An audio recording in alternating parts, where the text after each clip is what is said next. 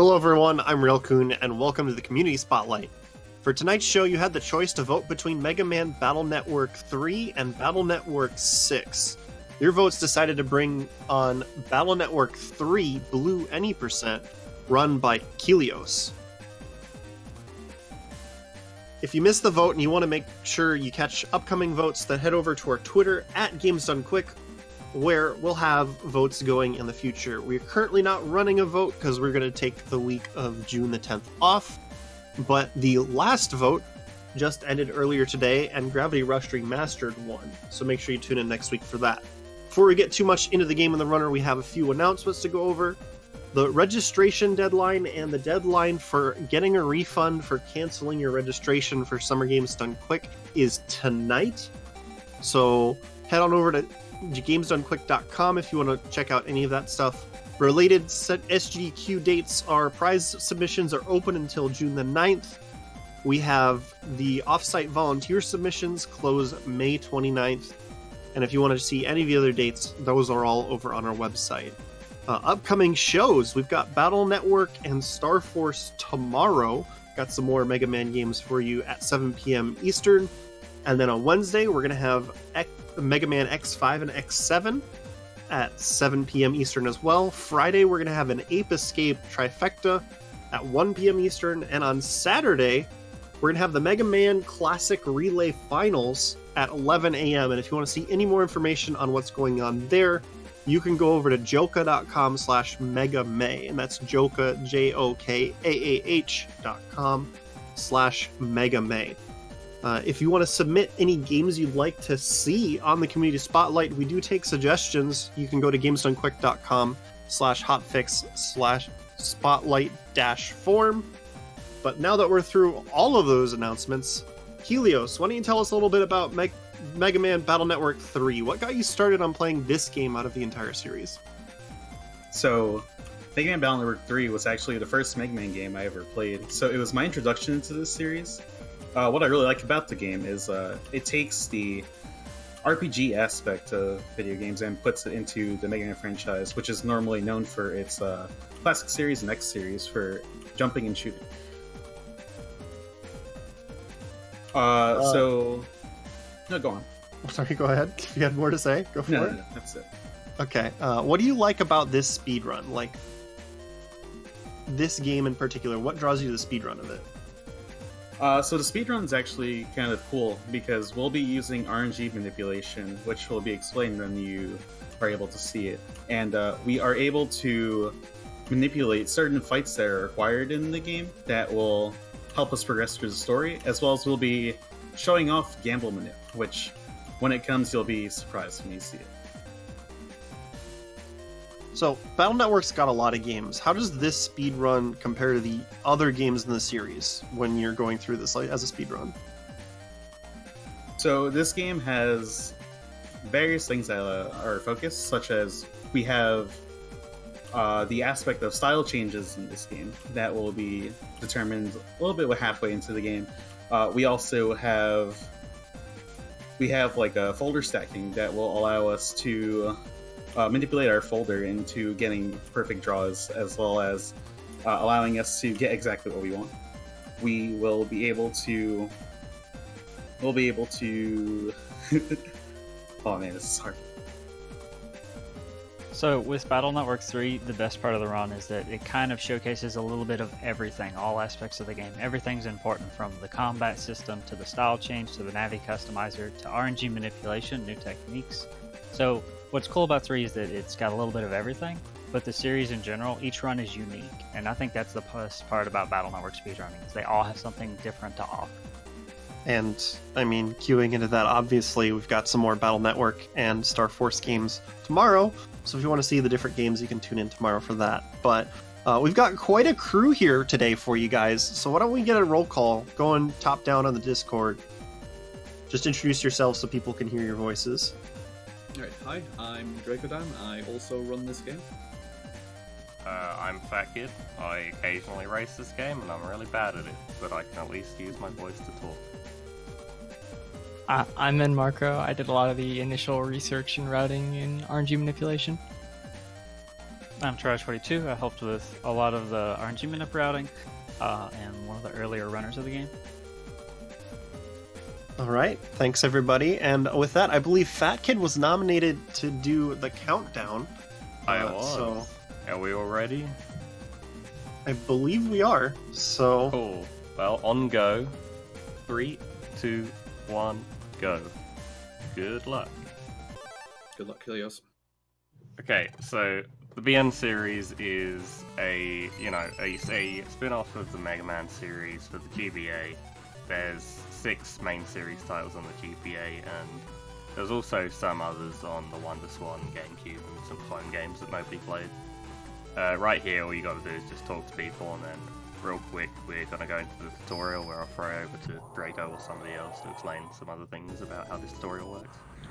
I can explain the tutorial quickly, yeah. So, pretty much every Battle Network game starts you off with this series of 3 tutorial fights. It's just going to teach you the basic mechanics of the game. So you're introduced to the folder, which is like a deck of cards to use, and this first battle shows you that if you want to use more than one chip at once, they typically have to be chips of the same type. So you can draw 2 cannons, but you can't mix cannons with other chips. This second fight here shows you the one case where you can break that rule, which is where you use chips of the same code. So you can see here that you've got Area Grab L and Wide Sword L. Each chip has an alphabetical code from A to Z. There's also the asterisk code, which goes with anything. So the 2 major rules are you can only draw chips of the same type, or you can choose different chips of the same code. And then the third fight, which Kilios is going to be getting here after finishing off this last method, is going to show you how the add mechanic works, where if you don't like the chips you've got in your current hand, you can throw some of them away so that when you draw chips on the next turn, you get to draw from a wider pool. So he's added 3, so he's going to get 8 on the next turn, and that lasts for the rest of the current combat. Yeah, for Battle Network games, it's a little bit of deck builder where you use these battle chips that you collect from shops, drops from random encounters and other places to build a deck that kind of fits your playstyle, because they each one have different uses, and folder flow is very important. And as Draco talked about, like the different codes, like maybe A code has a lot of chips that you really like, cannons and stuff, or maybe you like P code because it's got, say, some swords or some navies and it's got some good synergy. So there's a lot of strategy that goes into collecting battle chips that fit your playstyle and then lets you adapt to the different situations. Right now, all Lan's doing is going to the park, talking to his friends. Kilios is anime talking to his mum backwards, like the protagonist. What's happening right now is Kilios is jacking in. You can jack into the internet through computers, or you can jack into random objects and explore, just a cut-off section, like inside of that item that you jack into to find items and things. This is what the internet looks like right now. We're just looking for GMDs, which somebody else can explain. Yeah, there's some possible very early RNG manipulation you can do with these GMDs, where the GMDs are green mystery datas. There's 2 main types of mystery data throughout the internet areas: green ones, which are randomly generated whenever you jack in, and blue ones, which are unique and they only appear once. So what Kilios was doing was he saves before he picks up a GMD there and sees what the contents of the GMD is, and then depending on what he gets, he can decide to soft reset, continue, and move on without it, because it can guarantee what the contents is of the next GMD he gets in a different area. But he's not doing that right now. Instead, he's picking up GMDs here in ACDC 2. Ooh. The individual areas have different contents for all of the GMDs. And this area that is in ACDC 2, all the GMDs are going to contain money. The currency in the game is Zenny. They can have anywhere between 100 to 2,000 Zenny. It can be 100, 300, 1,000 or 2,000, so that's much better.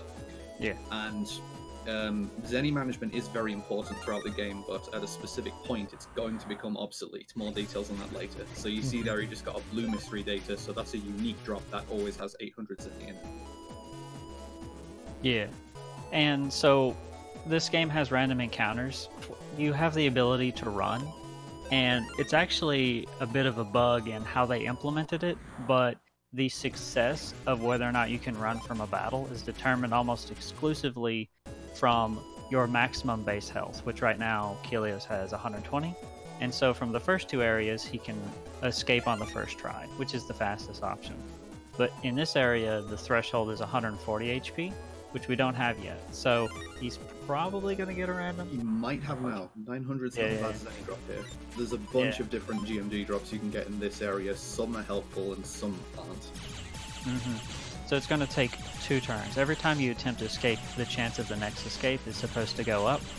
But again, because of a bug, usually we're guaranteed either escaping on the first turn or the second turn, and in this one's the second turn. But because the GMDs worked out so well, we have enough Zenny that we can pick up a second HP memory to increase our max health to 140.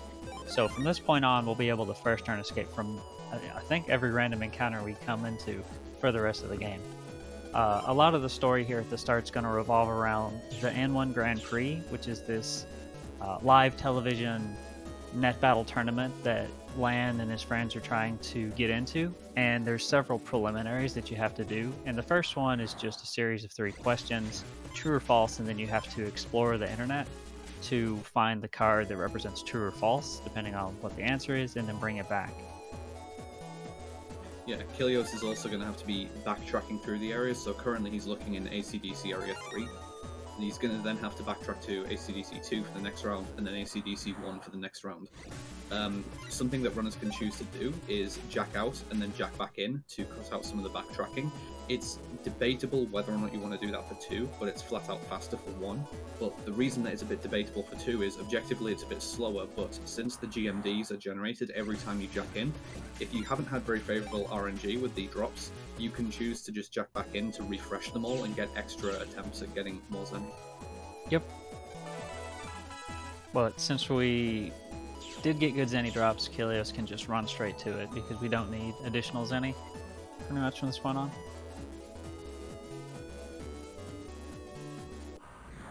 Yep, so as mentioned, all 3 of the ACDC in the areas you have to answer these questions.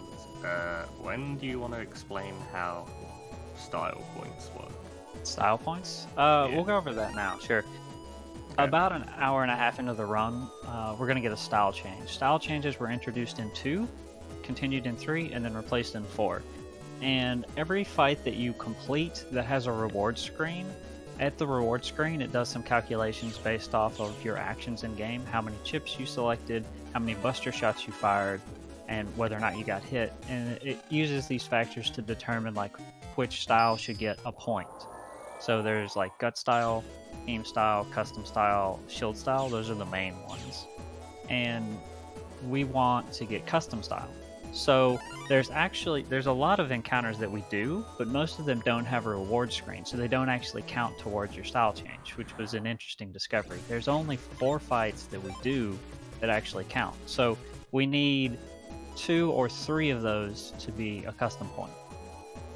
And just partly because of RNG manipulation, partly because of playstyle and what's fast for the run, we're going to end up using lots of battle chips in those fights, so we're guaranteed to get custom style. But the thing that we're not guaranteed on is there's 2 parts to every style, and the other is a random element. And it could be either heat, aqua, elect, or wood. And that is randomly determined at the start of the game, kind of like Green Mr. Dead is. It's locked in, and you can't change it until you get your next style change. Yeah, it's literally determined by the frame that you select new game from the title screen. Yeah, exactly. And fortunately, because of the route and because of the manipulation, the element doesn't really matter, but some of them are nicer than others. And so we like to guess, and we'll remind everyone closer to, you can get your votes in chat about which element you think Kilios is going to get. So now Lan is presumably in some cheesy poofs, the only food item pretty much mentioned in VN. Right now, he's just going to meet up in Yai's homepage to talk to all of his friends that he met up in the park, and then they're gonna realize that Dex is an idiot and forgot his homework at school. 100 Zenny, terrible. Sometimes there's just nothing you can do about that. Yeah, it's usually 100 or 300. There's like a small chance of 1,000, and then like a 1 in 32, 2 in 32 chance for 2K. Weird. So as Fat Kid was alluding to, need to get Dex's homework from the school, and the school's locked since it's nighttime, so we're literally going to have to go on the internet and break the security system, so we're basically hacking to be able to get into school. I think this is the only time you see ACDC or like any area at night, so it's interesting. So, just gonna, as Draco said, go grab a key from a sleeping Navi That's the that guard. somehow opens the door. Got an Yeah. encounter right before it. I think he destroys it. I don't actually remember. I think he Like shoots it, yeah. He's going to be picking up this GMD here for hopefully more than... Ooh. Yeah, 1000's good. And Nice. then this copy damage star. There's a couple of like very useful asterisk chips that are just utility chips, such as air shot, but copy damage is a very useful chip as well. It marks a target in combat, and then whatever damage you do to anything else, it gets duplicated to the target, so you can clear out some encounters very efficiently with that. Mm-hmm. Dex's homework is in the green animal cage thing there, and I Yeah. don't think we've explained it yet, so just to quickly explain, the difference between the color GMDs, green GMDs are basically random, blue GMDs kid. always have the same things in them. I had mentioned that earlier. Killian, so- reminder to watch the thing. Oh yeah. Oh, yeah. So this is the skull server. We're gonna go in here. There's a chance you get a random you can run from. It's got two very important blue mystery datas, another HP memory, so we can maintain our threshold for one turn escape, which is fastest, but also rock cube. And Draco, would you care to talk about rock shot? Because that's going to be important for the next boss fight. Yeah, so Kilios just picked up Rock Cube. It's another quote-unquote utility chip. Doesn't really do anything on its own. It's just an obstacle that sits on the field. But this game has a lot of cases where if you combine chips in specific ways or just get them to interact in weird ways, that they can have very strong secondary effects. And if you put a rock cube on the field and then fire an air shot at it, the air shot sends the rock cube across the field, and anything it runs into it deals 200 damage to, which is a ridiculously high amount of damage at this point in the game. Like 200 is by far the highest amount of damage you can deal in a single hit until quite a bit later in the run. If, because this is blue version, if Kilios wants to get his hands on more rock cubes, he's gonna have to get it from random GMD drops in the next main area. If it was white version, he'd be able to get more from a shop later on. So this is one of the main differences in versions, that the shop contents are different, and sometimes it does make a big difference in what you can actually have in the public. Yeah. Also, Dex is a train right now because Flashman did this. Because Dex didn't have a parasol. So the first boss, Flashman can hypnotize your friends. And then once we get past him using the power of an umbrella, we enter our first dungeon. And so these are like themed, unique situations that we have to fight through. And so for this one, this is the Principal's PC. And because it's at night, it's too dark on the internet for Mega Man to see. So we're going to have to go turn on light switches in different rooms to try and make the internet bright enough that he can find the mystery data and he can pick up the keys to move on to the next area. Yeah, because the school network itself, it's quite a nice touch how the network is made to reflect the corresponding locations in the real world. So from LAN going to the right room and turning the lights on, it actually lights up the network in the corresponding network area. Yeah. Some of these blue mystery data are antivirus. It's like intruder ejection program. But their locations are fixed, so Kilios knows exactly which ones to pick up so he can advance. We just got to get the 3 keys to open the 3 doors to go to the next area and do the same thing. While picking up a couple extra battle chips and Zenny for use later on. I bet the school network runs like a really bad knockoff antivirus program. Oh, probably. Whatever the cheapest is. I'm just concerned how many times we have to come back to the principal's computer. It seems to be up to some really shady things, as we'll see later. That's true. There's an ongoing theme here throughout the series. I guess as far as like obviously the antagonist here, Dr. Wily and the World 3 organization are trying to find the Tetra codes, and there are these 4 like really important programs or keys to get something that was locked away, and one of them is just on the principal's computer. So normal stuff. Yeah, just reasons. There's no explanation ever given for that, I'm pretty sure, but you're just expected to go along with it. Yeah. There's so a lot of video game logic in the Battle Network games. yeah, Capcom stories. Up next is our first boss fight. It's going to be Flashman, and Helios is going to show off RNG manipulation, folder stacking specifically, which is one of the main ways that we use the RNG. In 1, 2, and 3, in each of the games, there's 1 or 2 values that correspond to some random value that the game uses to determine things like if you get a random encounter, what the enemy's going to do, how your folder is shuffled. And that is reset when you restart the game. And there's 2 ways you can do that. You can turn the console off and back on, so that's one value, and then you can do a soft reset by holding A, B, start, and select. And depending on which you do, a hard reset or a soft reset, there's 2 RNG values, and a hard reset clears both of them, and a soft reset clears one of them. The first value, the one that's not changed on a soft reset, determines what encounter you get, but what chips you draw. And so if we do a hard reset, buffer our movement, and start a fight after a particular number of frames of RNG advances, we know ahead of time what that value is going to be and how our folder is going to be shuffled. So if you think of it like a deck of cards, we essentially know the order that the game is going to present those to us. And so Helios can put the chips in the order that he wants to draw them. So when he turns the console off, turns it back on, holds start to skip the cutscene, and runs into it, then he'll start the fight on a specific frame. Air shot, rock cube, cannon. There you go. And so Flashman will move a few times. Ooh. And also, counter hits are a thing in this game, and when you counter hit an enemy, you get bug frags. The counter hit window is kind of small, and it's random where Flashman's going to end up. Like there's 2 RNG values, and this one controls the folder, but the other one that advances a bit more uncontrollably determines enemy AI. So we don't know where Flashman's going to move or what attack he's going to do. So Helios just has to prepare. Yes, and then gets the counter hit that time. And the counter hit again gets us bug frags. On a boss, if you counter hit them, you get 10. We need 30, so he's got to do that to 3 different bosses so that we can get a very important item later on. To reiterate, the reason we did that fight again, because some people were confused in chat, he needed 10 bug frags from the counter hit, which we use later. Yeah, and the first he time... did the fight correctly, but the timing for actually getting a counter hit can be surprisingly strict on some attacks. Sometimes it is a little off what you'd expect. Generally, you have to hit an enemy as they're launching an attack. Mm-hmm. Yeah, and the window is a little less obvious on some enemies, like Beastman coming up. He's pretty fast and tough to counter hit. But it's worth redoing that fight, because it doesn't take too long, thanks to folder stacking. But those 10 bug frags, those 30 bug frags, will get us an item that's very important later on.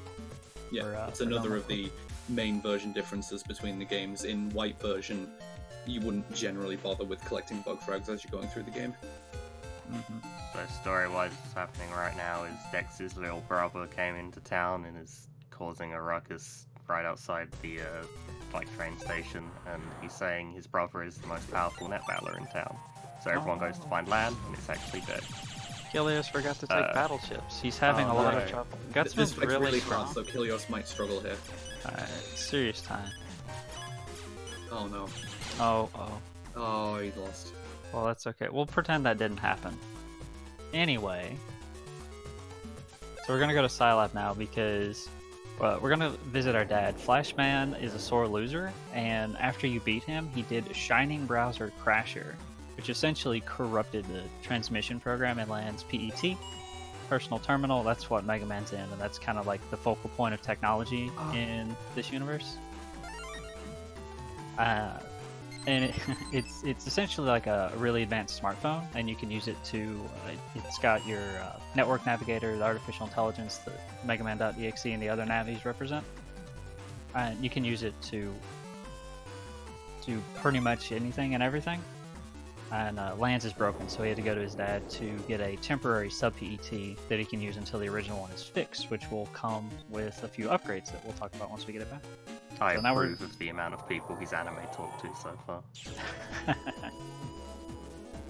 So now we're going to the second set of preliminaries. We did one, and this one's got a couple virus gauntlets in it, so we're going to do one of the more complicated folder edits. here in a bit.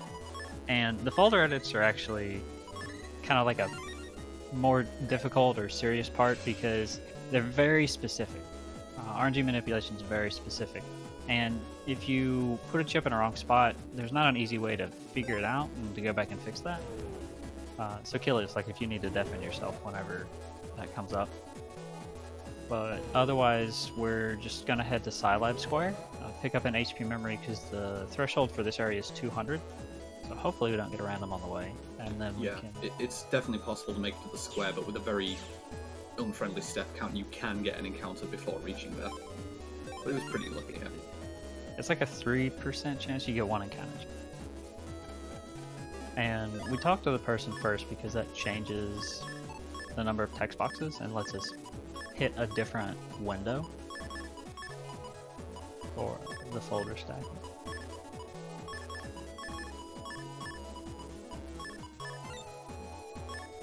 Yeah, this all looks very strange, but it is very necessary for putting everything in the spots that it needs to be in order for the folder edits to make the correct chips show up at the correct time. So we picked up a few good chips like Gut Punch and Longsword and Copy Damage, and you're probably going to see some of those here because it's a gauntlet of 3. The setup is just mash, go fast. We also got Spreader, which is a really good chip because a lot of the enemies that we have 40 HP. Spreader does 30 damage, but it explodes covering the whole area. And you can also set a chip as your default chip or regular chip. Oh, Copy Damage Wide Sword, that's a good one. And with that, you always start with it, and it'll be the first chip that you get in a fight. And so we reg attack plus 10, which is star code, so you can take it with anything. And it buffs up Spreader and V-Gun and Shotgun enough that it can take out a lot of the viruses that we're going to encounter.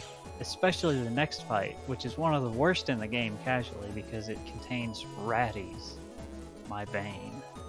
A very annoying virus. Yeah, that's kind of just the worst. Because once you get them below a certain health threshold, which I think for the version 1 it's like half health, 20, they go into an angry state and they move a lot faster and they're way hard to hit with some of the chips and attacks that we have early on. Yeah, it becomes a kind of self-compounding problem as well because they fire shots a lot faster and the shots that they fire are physical obstacles that can block your own shots.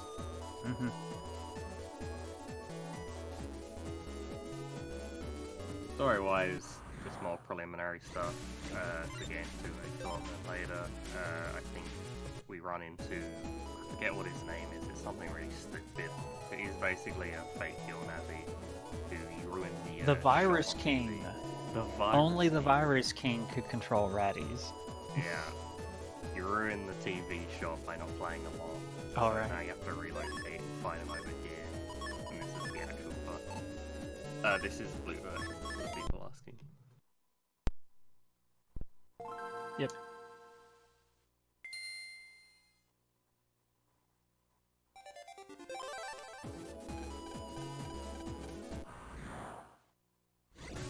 Alright, let's see it. Early shot? Depends on their movement. Oh, he just went for it. Yeah, I was going to say, I think it's a 4-frame window to get that before it moves 2. off. 2. 2 frames, really? Wow. It's a 2-frame window where Wow, Kilios is good. there's a particular... If the middle one moves forward and one of the others stay in the back row, it's possible you won't get a triple kill. Oh, and so each of your friends, because as Draco mentioned, the network kind of mirrors or represents the real world, and each of your friends' access point is in a different part of ACDC, and so it's faster to run over to Yai's house and to use her computer to get to the next gauntlet. Both it's quicker to get there, and also it's quicker to run back, because after this fight, Mega Man's going to be in a glitched state where he can't jack out normally, and he's got to run back to where he got on the internet. More folder stacking. This is one of the harder gauntlets because the third fight has 3 enemies with 90 health, which is a lot of damage to put out from what we have in our folder right now. you can still obviously clear these fights just fine if something goes wrong with the folder edit. It's just that when these folder edits go right and you draw the right chips, you can make these fights pretty considerably faster. Yeah, especially with the hardhead, because it's mini bomb plus 10. Yeah. There you go. The hardhead is armored, and so you have to do breaking damage, or copy damage ignores armor, and so it'll just copy any damage. Ironically, I think in that case, either enemy that he targeted would have worked because punches a breaking chip anyway. Yeah. Good night. Oh, there's one left. He hit with the sword. Suspicious. Yeah, he didn't miss a sword. And I got it. That went well. Oh, that's our plus 10. Good fight, good fight. Yeah, so as Terra mentioned before, now Kilios has no choice but to return to the point that he jacked in from. Like, you can't manually jack out here. So the main reason why we're jacking it, guys, computer. That's pretty poor RNG to get an encounter on the way back here. Since Really? it's not too far that you It's need like to travel. 50%. Ideally, you wouldn't. Yeah, but this is because Flashman broke your PET, the transmission bug. That wraps up the second day, though. So now we're going into the next scenario. So, Kid, you want to talk about the zoo and Lan's going to the zoo on a school trip. thanks, Kid. There's lots So of that's the animals, like Dex.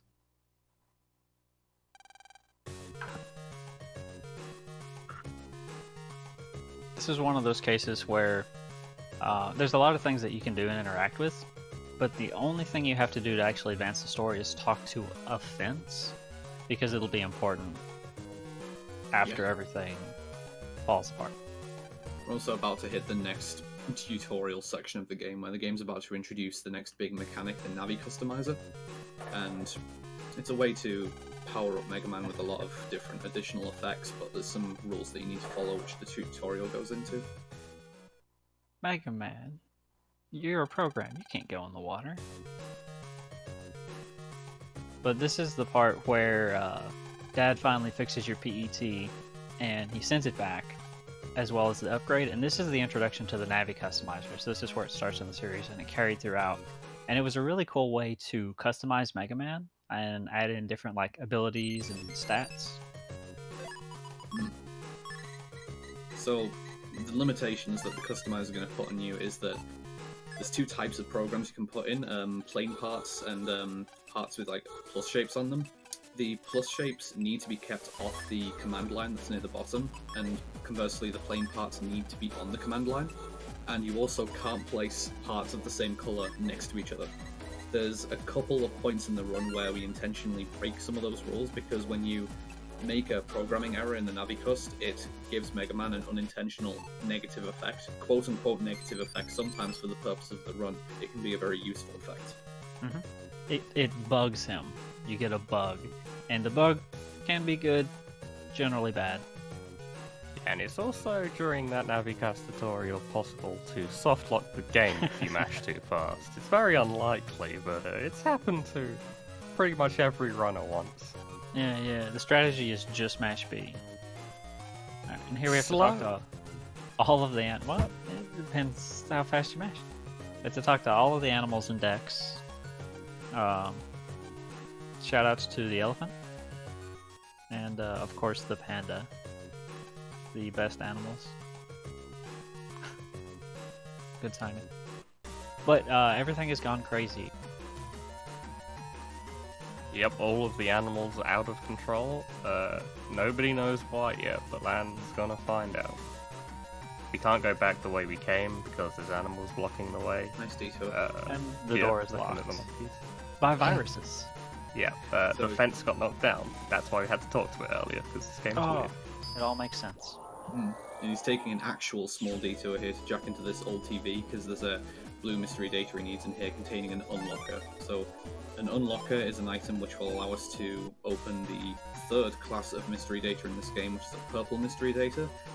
Purple mystery datas are extremely rare, and there's only a handful of them throughout the game, but you need an unlocker to open them, and they always have powerful or important drops in them. These are subchips. Untraps are just, to open GMDs without activating a trap, and I think it gives you access to a different drop pool. We use it to get basically Zenny at a certain point. It cuts off viruses, so it reshuffles probabilities.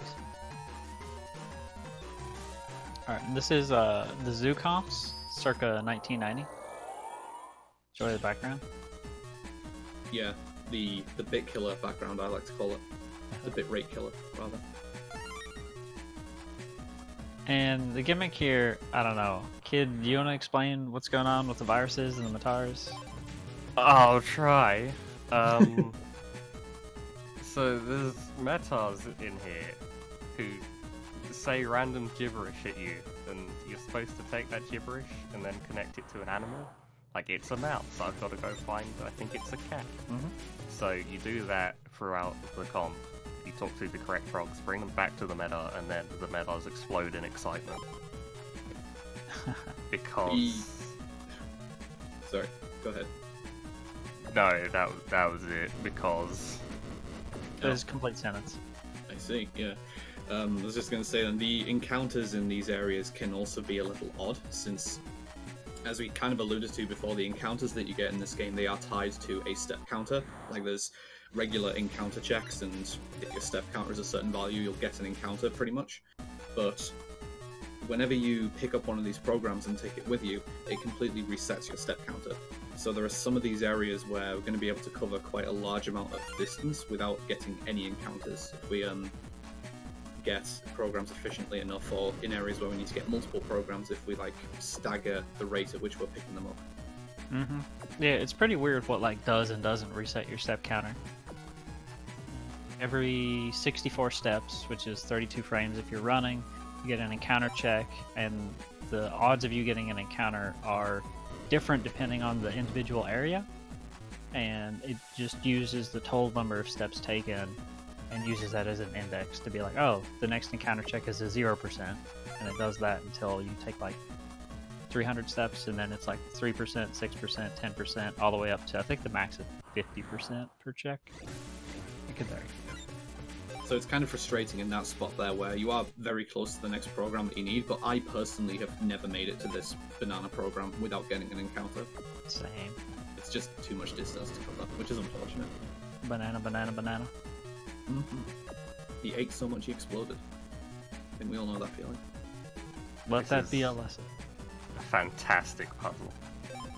This is I get like if all the games have it or something, but several of them they try to include some element of like educational section, because I know BN6 also has an aquarium section very similar to this one. I don't know what's educational about the fact that an octopus likes to get into a jar. There's something about the shape. Oh, that's probably like one of the design part of the process. Talk about, oh, in this scenario we'll teach him about animals. Because why not?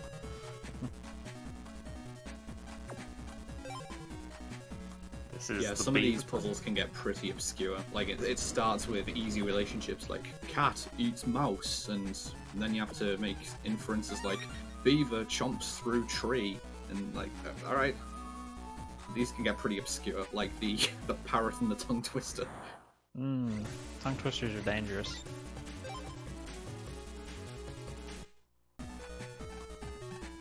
This is a small example of what I mean about, so Kilios needs to get 2 programs here. He's going to move up to this blue mystery data first, before getting the second program, because it spreads his step count a little more. And that blue mystery data containing Sneak Run, that's one of the most important pickups in the entire game. Tara mentioned before how each area has a HP count tied to it that is required to be able to escape from encounters in the area. There's a secondary value that dictates that if your HP is above a specific value, you just won't get encounters at all in that area. So quite later on in the run, you'll be noticing in a lot of these earlier areas, we just don't get random encounters at all. Sneak Run's very important for that. Mm-hmm. Sneak Run is kind of like Repel in Pokemon, and in Battle Network 3, it either works or it doesn't. That's its only effect. And so if you have the threshold, then when you get a random encounter check, it just says, oh, you're sneak running, and then it skips it. There's a consumable, a subchip, that does the same thing, but the Navi Customizer program lets us just constantly have that without needing to buy more and use the sneak run. Yeah, we'll actually be using the bugged version of it, I think, a little later. And you bug it, it actually increases your encounter rate, and you'll see why that's useful when it comes. Yeah, that's pretty funny. There's the tongue twister. And at the same time, we got a monkey eating nuts, so we need to give it lots of other kind of nuts. So we've got another boss coming up, and I think we've actually done the folder edit. So the nice thing is that when we do them, they're a little bit complicated, but they do carry you for a while. And the next boss is Beastman. And he is really tough casually the first time you fight him, but once you kind of like slow it down and you watch his pattern, he moves 6 times and then he'll do a dash attack. After each move, there's a chance he could choose to do a jump attack. And when he jumps, it puts a shadow on the area, you see where he's going to land, and he basically does a wide sword. And so Kilios just has all that in his mind, and we're going to use swords, rock shot, again, because as Draco mentioned, that's one of our strongest attacks that we still have. And then we're going to use... Oh, there's a folder there. And then we're going to finish him off with roll. Yeah. And some +10. So you can see Navi chips and how that kind of works, the whole Mega Man using the power of the other robot masters. One of the main things that's very exploitable about Beastman's AI as well is that he's doing like these periodic teleporting around and teleports into your area to attack you, but when he comes into your area to attack, he always returns to the spot that he originally came from. Yeah. It's taking 5 chips, that's so good. Normally your folder's like comprised of a bunch of letters. We call it alphabet soup. You just put in all of the strongest ones. I like air shot to stun him and a rock shot. This fight works so well. But we are going to try and go for a counter hit. That's right, yeah. This looks right. Ooh, a little early. The dash attack is a lot harder. Because again, after 6 moves, he'll do a dash, but otherwise he can do a jump. Jump slash is a lot easier to time because there's a better visual cue. With the dash attack, it's just kind of like he jumps on you and you're a bit surprised. Do we know what the actual frame window is for getting counter hits, or does it differ depending I don't on the remember. attack? I would guess it's the same for all attacks and just starts at different times, but I don't know. Never checked it on frame advance. Yeah, so Beastman being a little more unfriendly this time, but hopefully second try lucky with the counter hit. Yeah. Taking that air shot, I think that was intentional because the more chips that you take, that counts towards a custom point. Isis counter. There we go.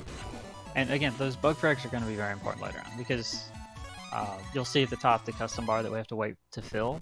The item that we're going to get lets us fill that instantly, so we can essentially start the fight not with 5 chips, but 10 chips, because we can clear out the first set.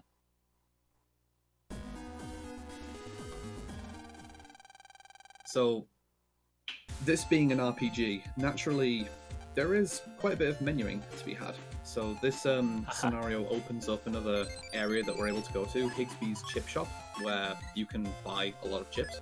You can also win a lot of chips from the random chip trader, or you can use the number trader, which gives out specific rewards for putting in number codes. It's like several digit passcodes, and we're going to exploit quite a lot of these to get most of the most powerful chips that we're going to be using for the rest of the game. Like, the contents of what we get here, this pretty much carries you throughout the rest of the game, for the most part. There are some very good chips here, and also Navi customizer programs. Mm-hmm. These codes are hidden in a lot of places. Not all of them are in the game. A lot of them are in the game, but some of them were in other materials created by Capcom. I guess some in the anime, some in the manga, some in promotional materials given out at other events, other games. I think Battle Chip Challenge has maybe a couple codes in it. Yep. Personally, I just use game FAQs. Or you can use the internet. I just bought a bunch of ramen until it told me all of the codes. There's a pretty good screenshot of a ramen menu that has just one of the codes on it. But we are going to get a lot of really good stuff here. I don't think there's a single runner who does this number code section without referring to notes. Correct me if I'm wrong, but I don't think anyone has all these memorized. For 3, no, there's too many. Like, so this game introduced the number trader, or the lotto codes, and it carried on through the rest of the series. But I think only 6, being 6, that speedrun uses maybe like 2 or 4, depending on your preference. And I know someone's memorized those, but otherwise 3 just has too many. Yeah, 6 is very easy to memorize. So There's not as, very as many, people are and they kind of have memes. alluding to right now as well, one chip in particular that Kilios just got his hands on, Farsword, is in this game completely disgusting.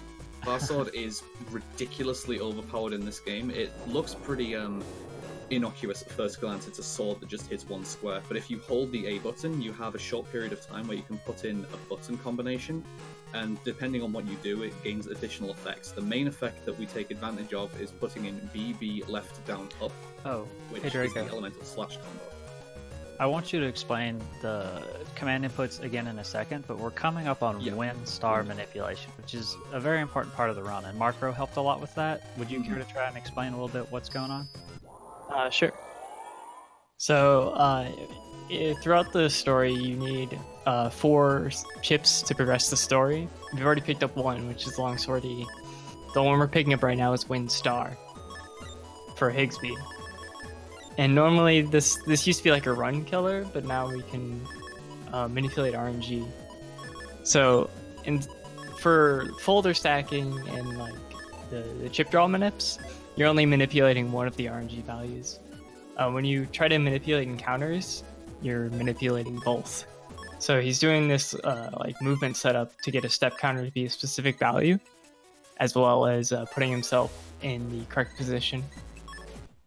He's bugging Sneak Run to increase his chances of getting an encounter. And he's already... Yeah, he's added in the folder now. Mhm. And he's going to save and hard reset. So, since he's manipulating both RNG values, the title screen audio cue is actually very important. And I believe he's doing the 7-frame window one. Yes. So, there's going to be 3 different fights he can get, that he wants to get at least. And depending on where he gets it and what chips he draws, he busters the Metal Gear in the middle a varied amount of times to manipulate the chip drop. Yeah, he's going to know which encounter he's on basically on when he gets the encounter. And this is a pretty... encounter manips in this are pretty tight. They're it can be a little tricky just due to the audio cue. Metal Gear. Yeah, he Is that gets fanboy? hit by the Metal Gear Hey, there you to got give it. himself Right. iframes. Interesting. The wind box increases, like, advances RNG every 11 frames, so he has to kill the like wind box within an 11 frame window, which is what the getting hit by the Metal Gear helps with. Yeah, it's every time a particle effect plays, it advances the RNG, am I correct? Certain particle particle effects. Yeah, Including wind, which makes that fight a problem. it took me 3 years to find that. No, 2 years. And then Ice Ball later. We'll cover it again. Oh, But God, it- manipulating random encounters as opposed to fixed encounters, things that you can run into or start on command, entirely different problem set. So way more difficult. And that was still way faster than relying on RNG or randomness, because like there's I think maybe like 4 out of 16 encounters or something that contain a win box, and then win boxes are never by themselves, so there's always a chance that you'll get a different drop table. It's possible that you could be there for 30 or more minutes and not get 1 star. That could just happen. So So you can see that at this point, Kilios fixed his Navi cust and then he broke it all over again. He put Sneak Run in the right place, so his encounter rate isn't bugged anymore. But he's immediately broken one of the rules, or 2 of the rules that I mentioned before. He's put a plus part on the command line, and he's put 2 parts of the same color together. The specific error that he's caused in Mega Man, though, is very useful for this upcoming scenario, since he's about to do a series of gauntlet fights where he needs to use a different folder, which is kind of inconvenient since we just made a really powerful folder. But the error that he's made makes it so that whenever Mega Man fires the Buster, it brings up a guard shield instead, and you can use that to reflect enemy attacks, and it sends a 40 damage shockwave back across the field, which is very helpful for this section. Yeah, because the extra folder, not only can we not change it, we can't like swap chips out, we can't reposition them, which is a fundamental part of folder stacking. So being able to bug the Buster to make it go from like a 2 damage shot to a 40 damage shockwave means that we're far less reliant on the chips that we get.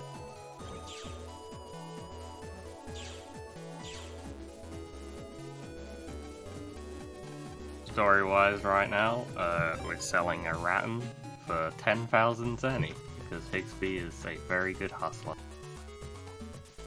Smart businessman. Supply and demand. No one wants to go fight raddies. Smart businessman, huh? Basically, at that point, he must be breaking a lot of labor laws, because like, he's employing a child to do his work. That's asking for favors. I don't It's a think he's temporary job. It's saying- probably He gave him okay. a battle chip. They're friends. He also owes him a favor, so... You know. It's like Land did completely destroy him in the first game. Macro Is it alluded really as well child to... labor if you're the main character of an anime? Macro mentioned about how Wind was the second story chip that we got. We already did get the first chip in the ACDC area, Longsword E, and that's the spot where we need to hand it in just there to be able to progress the story. Yeah. So we get it, we use it, and then we take it out of the folder so we can head over. Longsword's good. 80 damage, 2 panels. Now we have access to the third area, Yoka, which is where the zoo was. Now we can use the internet there.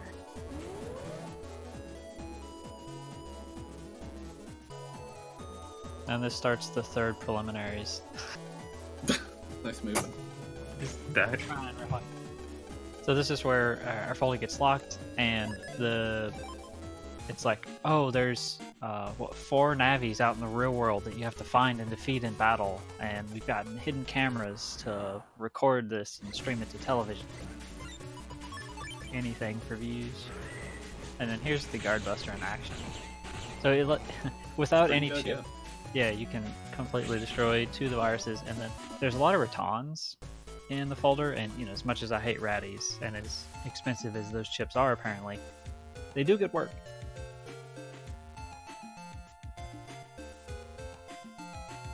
Higsby needs to adjust his prices. Var sword for 10,000, perfectly reasonable. I'm not complaining. Oh, even with the Buster bug though, the charge shot does still work, and it does 20 damage, so that fight works out really nicely. Like all you need is 1 Ratan. Works wonders. It's very convenient as well when we mention about how the fights like these that don't give rewards, these don't contribute to style points. That's pretty important for any fight where you are actually finishing stuff off with a Buster Shot, because if you are killing things with charge Buster Shots, you're pretty much guaranteed to get a Guts point for that fight. So Kilius right now currently has 2 custom points from Flashman and Beastman, and 1 bug point from actually Windstar. The Windstar manipulation, since you bug Sneak Run, will end up giving you a bug point. Mm-hmm. So as long as we don't get a second bug point, Custom will win the tiebreaker.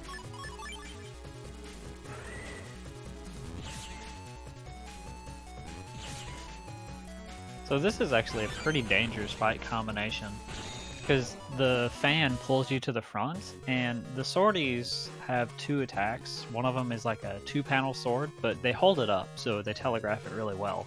But when you're standing right next to them, their wide sword attack comes out really fast, and you just have to like practice and time it. So Kilius did that fight really well. Ooh, this next fight is kind of similar. Not as dangerous as in the white version, but these spikies do a lot of damage, and since our entire strategy right now is to reflect attacks. If you mistime it, you can go through your health pretty quickly. Because on the white version, there's a level 3 spiky that does a lot of damage for this point in the game. Yeah, and it replaces the vacuum fan that's in the field. So, Wow. That fight worked out really nicely. pretty good fight, yeah. Yeah, yeah.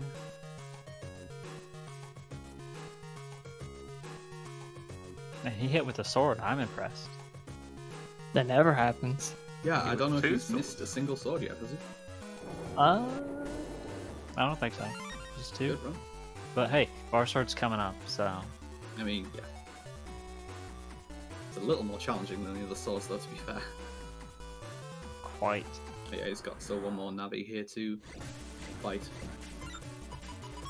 Ah, Rattan. Oh, the V-Tank moved up. That's unfortunate. If it goes down, it lines up with the wind box. Because the thing about the guard shield is you have to have an attack to actually use it. And the wind doesn't attack, so you have to use other viruses' attacks to take out the wind box. Oh, you do this in a different order. I like it. So this is technically faster. There's like a 3% chance for random encounter. This is literally the task round. But now that we've defeated the five Navis, we're gonna go back and we've got another gauntlet, and then we get to use our own folder. I thought this was the route. I use Dex's HP because Okay, that makes sense. it's 3 seconds slower, but there's no chance for a random encounter. So Nah. Just don't get a random encounter, idiot. I mean, It's an yeah, interesting route that Cleos is using right now. Checking out the area we're going to next. it's just part of He was the just RNG making sure that manipulation. it's still there. Exactly. It'll be very important in the next area. Sneak peek. There is a Taz in this game. There's two. There is One two. of them's insane. One is Both of them are like kind of insane. That's fair. But TAS is a tool-assisted speedrun, essentially, so playing the game through with essentially perfect execution and perfect RNG. And for RPGs like Battle Network, that can lead to some really interesting situations and strategies that you wouldn't otherwise be able to use for RTA. Guardbuster's been putting in work. This fight, this particular gauntlet, has not had very favorable draws. Yeah, a couple of vegans was fine here though. Yeah. Thankfully, I think this is the last point where we need to use this terrible folder, so Kilios is now free to set his original folder back if he wants. He's also free to forget to set it back, as many runs do. Well, there's very specific, like, after you watch the bubbly dance, you swap the folders and read an email. Very specific. If you're remembering to be optimal, yeah. Less menuing. Imagine being optimal. Speaking of being optimal, I sure although can. we choose to not save the game as we go to bed here, it is, I believe it's up to 17 frames faster if your execution is literally perfect to save the game, soft reset, and then continue from the title screen. So if you want to save those frames, you can do that as an option. Or potentially erase your save file, or Exactly. not save it and lose minutes of progress. But But if you want to be optimal, those Save are the the risks you've got to take. it is interesting. So, Fat Kid, why were they in bubbles there? Yes, please explain. Bubbly, whatever he says. Bubble Man showed up. Because Bubbly There he is. yeah, he is. Mail bought a new washer, and then the teacher's life is so boring that she wanted to come round and watch Mail set it up so she could have a look at this She new was washer. thinking about buying one too. Yeah. I then don't for think some she will reason- be. And then Higsby also turned up to blackmail Lan again. And then bad things happened. World 3 turned everyone into a bubble, and now Lan has to save from bubble. Indestructible exploding bubble. Specific. Yeah. Oh, I was confused. This is the same situation. Scilab instead of Dex. So, what I like about Battle Network speedruns, 3 and all of the others, is there is a lot of room for runner preference in what chips you use, what strategy you use. You don't have to use RNG manipulation. And so you can kind of play the game how you like. No, one method's fastest and the others are slower. They're suboptimal. For example, Kilios won't be showing it off, but there's a program advance called Master Style that does 900 damage, and you can use it to defeat many of the bosses in the run.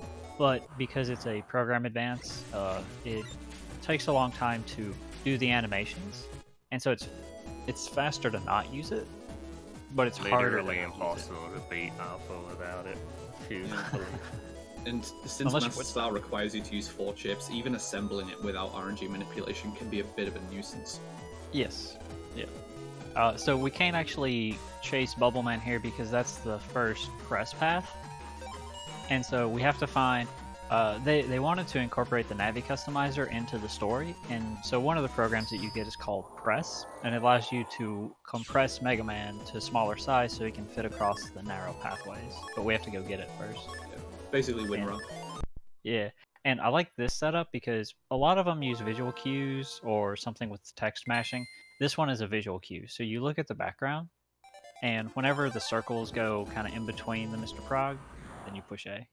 That was early. There you go.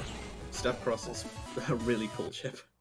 Yeah, Step Cross, like, and we got it from the Lotto codes. Step Cross, Hero Sword, Bar Sword.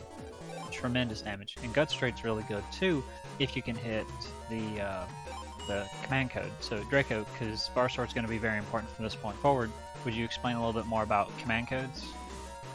Yeah, so I mentioned a little bit about the Bar Sword command codes. There's several that you can use that have different effects, but the main one that we're exploiting throughout the game is the Elemental Slash. A lot of people know it as Elemental Sonic Wave. It's 4 traveling wide waves of the 4 elements. It's 160 damage per hit. I mentioned that Rock Cube is 200 damage, so we're ramping that up to 4 hits of 160. And since they're elemental as well, if an enemy is elemental, one of those waves will deal double damage, so it will deal up to 800 damage to any elemental enemy, and that's before attack boost as well, since you can ramp it up with attack plus 10s if you want. Bar Sword is definitely the main tool that's going to be used throughout the run, and we're not just going to be limited to having the 1 copy of it. Blue version gives you a pretty easy time of getting extra copies of the chip, and a little later on as well we're going to be able to boost the fluidity of the Var Swords that we're using. By that I mean the Var Swords that we're going to get are in different chip codes, so although you can take them with each other, you can't really take them with anything else. But we're going to have ways to make sure that the Var Swords that we have, as well as another very useful chip, all do come in the same code, which makes certain fights a lot more manageable. Very interesting mechanic. A couple other chips that have command codes is Gut Straight, and that one's, what was it? BB down, left, right, B? I think so. It's quite a It's hard BB combo, down actually. trophy. Yeah. I can't do it. It's funny. Some people think Elemental Slash is the hardest, and some say Gut Straight's the hardest. They're similar inputs, but just different. So it kind of depends partly on like what controller you're using. Like if you're using SP or a GameCube or a DS, because the D-pad matters a lot, or keyboard. Or a Hori. Or a Hori, yeah. Keyboard is by far the best control scheme, I'm just saying. And then there's Can't also, use that on my GameCube, Draco. There's Gut Straight. Well, what if you get the Phantasy Star Online keyboard? I was just about to say. That doesn't work that way, I'm afraid. This is why we need a Steam port. I've been saying this for ages. We need a Steam port of this game so keyboard's a legal control scheme. I'd still use controller, I suck with keyboard. Now that we can use press, we can chase Bubbleman down, but Bubbleman is the master of running, and so he's got his army, the Bubble Brigade, and we're going to have to chase them down to get a needle that we can pop the indestructible bubble with, so that we can go fight Bubbleman. And the first fight is actually the last one, the 4th one, that counts towards our style change, and it's where we get our style. So if you want to go ahead and guess in chat, which element do you think Kilios is going to get? Is he going to get heat, or aqua, elec, or wood? I had to convert Fwag in my head, and that was confusing. I'm always a supporter of Aqua. We're getting Aqua custom in this run. This is Killia, so he always Wrong. gets a luck. It's probably like, I'm gonna vote for Wood. I'm going to Lek all the way. No. And we manipulate this fight for, I think, Varsword. And we're just gonna Tri-Slash our way to victory. So Tri-Slash is one of the other command codes. It's left B, right B. Literally Mark was saying impossible. literally impossible. All right, here we go. What did we? Eat. Okay. Go. That's not one you see too often. That's the one I Unless you're said. watching Metal Glen Solid, another runner of this game. Oh, Glenn gets heat shield though. Oh, Oh my. It's interesting though. Like heat, there's some spots where it can be useful since the charge shot is a flamethrower that travels for 3 squares, so it reaches pretty far. But I wouldn't really call it one of the best elements you can get. yeah. It's like one of the upcoming scenarios is the hospital, and the enemy is there's a lot of wood viruses. One of them that is invulnerable to attacks that are not fire element, and so you can manipulate Varsword and do elemental slash. The first wave is fire, so it'll work. But if you get heat style, then there's 2 fights that you don't have to. We will not be using the 11th chip glitch. No. And that effect of exploiting elemental weaknesses, it can be further amplified if the field is set up in the right way as well. Something that we're starting to see throughout the game is that the panels can be of a different element themselves. Like you can get icy panels that Mega Man will slip across, or you can get grassy panels. Ooh. So fire damage will not only deal double damage to grass viruses, it'll also deal double damage to anything standing on a grass panel. So if you can combine the two, then you start dealing huge damage with fire attacks. Yeah. Now, this is an important manipulation because since we are custom style and we can manipulate step cross on draw, and they're in the perfect position where step cross plus 10 will get a triple kill. In Battle Network 2, each style was distinct, but it didn't have a lot of extra effects.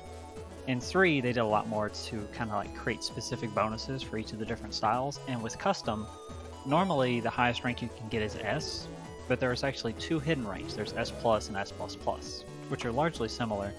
And the way that you get those is you need to S rank the fight without using a time stop chip and without using the buster. And if you do it in 1 gauge, so like whatever you get when you first open the chip select screen, 1 custom gauge, then you get S++.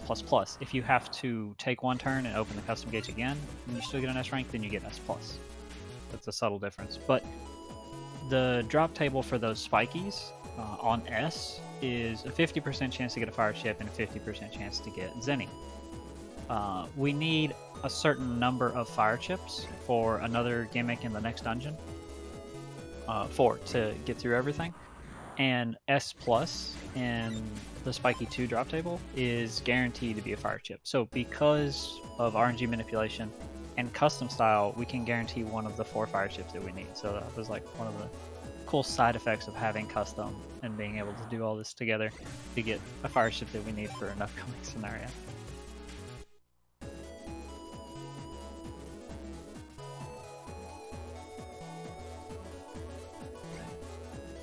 And this is just the last appearance of the Bubble Brigade. And our folder's starting to get better, and we've got the style change. So at this point, well, advancing forward, Kilios is going to start using RNG manipulation less and less. Yeah, the manipulation and the strat for Bobbleman coming up here is relatively simple. It's just going to take Varsword as we have been before, but he ideally needs to make sure he's taking an attack plus 10 with it. Tara mentioned before that although we can control a lot of elements of RNG in this run, one of the elements that we can't control is enemy AI, the way they behave. Bobbleman's always going to start the fight by either moving down or up, and so it's pretty much a 50-50 shot which way he goes. If he moves down, it doesn't matter whether you have the attack plus 10 or not, but if he moves up, you do need the attack plus 10 to be able to still kill him as the fight begins, since you connect with less hits of the elemental slash. Yeah, Bubble Man's a super annoying boss because you won't see it, but he spawns bubbles from the middle panel, and they just get in the way, and it takes a lot of kind of micromanagement to keep them under control and fight him. So we'll see which way he moves. Oh. Yeah. Okay, just barely. Good Yeah, fight. that's pretty tight. You need to do that button combo very quick to even attack fast enough for the last wave to get past the bubble that appears. And actually, if Bubbleman moves up, you can go too fast, which Kilius did in a previous run. He went too fast. Yeah, you can be too optimal. But Bubbleman, that's very satisfying because he is a super annoying boss casually, so to be able to take him out that quickly, good job, Kilius. Yeah, especially considering once Bubbleman gets to low HP, he generates a bubble barrier around himself, which completely absorbs a shot that you fire, and it regenerates every few seconds. Yeah, very annoying boss. But now that that's done, I think we've basically qualified for the N1 Grand Prix, and now they're doing like a kind of a commercial in one of the other areas, and so we're inviting all of our friends to go to it. Except everyone's busy except for Dex. And then we're gonna go and, of course, land. Trouble follows him and Mega Man wherever they go, so the commercial's gonna get interrupted and they're gonna have to take care of something.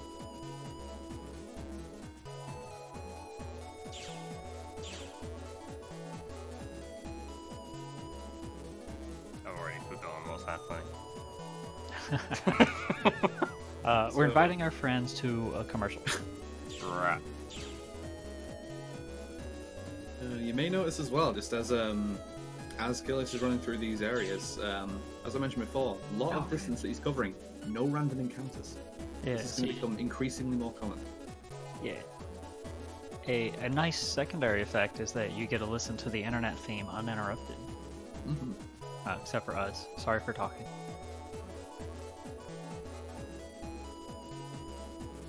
I'm not. And, oh, we buy Invis. Yeah. I forgot that. Invis is a really good ship. It's star code, and the difficulty with command codes is they can be interrupted. You have 45 frames, so 0.75 seconds to input one of the codes. And it's both really short and really long, and so it's possible that depending on the enemy, you'll get interrupted when you try and do that. But if you're invisible and vulnerable, then you can focus a lot more on the inputs and not having to dodge attacks. Can I just flex on the chat a second? Because everyone's getting the amount Yes. of the Endgames wrong. Okay, cool. Everybody forgot WonderSwan, N1 Battle, Phantom's Network, Legend of Network. So it's more like 20 games. You can't count your own fan game, fat kid. I didn't. God damn. So, So upset. the WonderSwan and the WonderSwan Color were kind of like competitors to the GBA, and they're Japanese exclusive, and it had a version of Rockman and Forte on it, as well as a version of Rockman EXE, which was styled more as a platformer, similar to Classic Mega, which is kind of like Network Transmission, which we did get here in the US and EU, and that will be speedrun tomorrow by Mabel. Yep. And yeah, the Rockman and Forte is like a pseudo sequel, despite the fact it makes 0 sense. Challenger from the future, Yep. the subtitle. But when I get really technical, I mean, just the game up. So getting access now to the last main area of the game, like there's 4 main network areas in his beach area. This area also hosts, as a random encounter, the last story progression chip that Kilius is going to need to get. Since he needs to do a lot of traveling and he can't currently sneak here, it's possible that he will be able to get this without RNG manipulation. Like, I'm sure he'll try for it here. Well, there's no chance that he won't get it, because you can double delete them now. You know, not get the S rank. Once you've moved twice, you get rank 10 and you're fine. So you can actually do that a lot faster. The main thing is just to get the double kill, and that's hard with Bar Sword because he did a code there that we hadn't seen or talked about, Life Sword, which is a circle. That was the longsword code. I think. Longsword? Oh. Or the hero sword. So I think you just did a That's just Hadouken. longsword. Hadouken. Wow, alright. See, Also, oh, there, making up a little hidden BMD here. there's a minute for Yo-Yo on G, but now he doesn't have to do it, which saves a little bit of time. It's always better to get randomly lucky. Yeah, just run without RNG manipulation and get lucky. It's faster. It is. Just look at the task. Yeah. Just be a task. It's easy. It's Nice. really easy. Some of this luck next round, killers. And this is where we would buy a very useful Navi customizer program called Fish. And there are different Navi customizer programs that let you filter out or kind of affect which random encounters you get. Fish makes it to where only encounters that have a water virus will show up, and that makes it a lot easier to get the last chip we'll need, Ice Ball M, later on. But we have a manipulation for that, so you will see that one, and it is probably the most complicated random encounter manipulation we have in the run. Yeah, I forget exactly how long Macro needed to like run scripts for, but I think it was quite a while before that became possible. Took me 3 years to get the first one working, Oh my god! and then another year to find the current setup. Been a journey, but it It's fast, though. uses Thank you. yeah, it uses a really cool quirk about how Battle Network 3 handles the 2 RNG values. For the people asking, the reason they're restarting the game after saving is to RNG manipulate the fight. So that ship droids. Yeah, it's specifically because since there are 2 layers of RNG that control different elements in this game, the element that controls which chips he's actually going to draw in combat, he does need to hard reset to control that RNG, since there's another element that he only needs to soft reset for, but that isn't enough for the manipulations that he's currently doing. Yeah. And as good as our folder is, if you don't like top deck one of those 3 chips, it could take a long time, and we don't have fast gauge or full cust yet, so the fights can be pretty slow. And fortunately, like, they have 3 text boxes, 2 text boxes, so the setup is really similar. You just kind of like have to hold B, and you get the same window, and it has bar sword. And this is one of the shortest days. And it's got an optional request here. So there's like the job board, and you can take those and do favors and take care of problems and get different rewards. One of them's called Rare Chips for Cheap, and that gets you 10,000 Zenny, which we used to use to buy mod tools. I forget if Kilios uses it. I think we skip it. But we basically just had to deliver something for our dad here, and then we get a cutscene with some information, and that's And it just for go this back to day. bed. Yeah, so really short day, just kind of like pushes the plot forward, and now we finally get to start the N1 Grand Prix, which is what the story has been focused on up to this point, starting tomorrow, which is a cool scenario because it's mostly just a bunch of boss fights that we're going to manipulate. And Yeah. just tackle the poor kid. Personally, I think this is one of the most like intensive and interesting parts of Pull Run. Yeah, that and the ending, for sure. One of my favorite parts is rankings, personally. I like rankings a lot. Yeah, it's got some Your of the mega best fights in ranking are very good, yeah. It's got some of the best music and some of and the best cutscene of the series. Oh, so we fought Gutsman earlier, and that was a fight that you don't have to win. It's the same situation with Kingman here. He doesn't attack, he hides in the back row. Well, he does. And we're basically just, the knight does 50 damage, and the pawns do like 20, maybe 30. And so you're just trying to stay on top of the knight and take damage as quickly as possible. Oh, too I hot. think we're gonna have to teach Kilios how to play chess. I don't know if he's doing it right. I don't know if Kingman's doing it right. He hasn't even activated Plan B.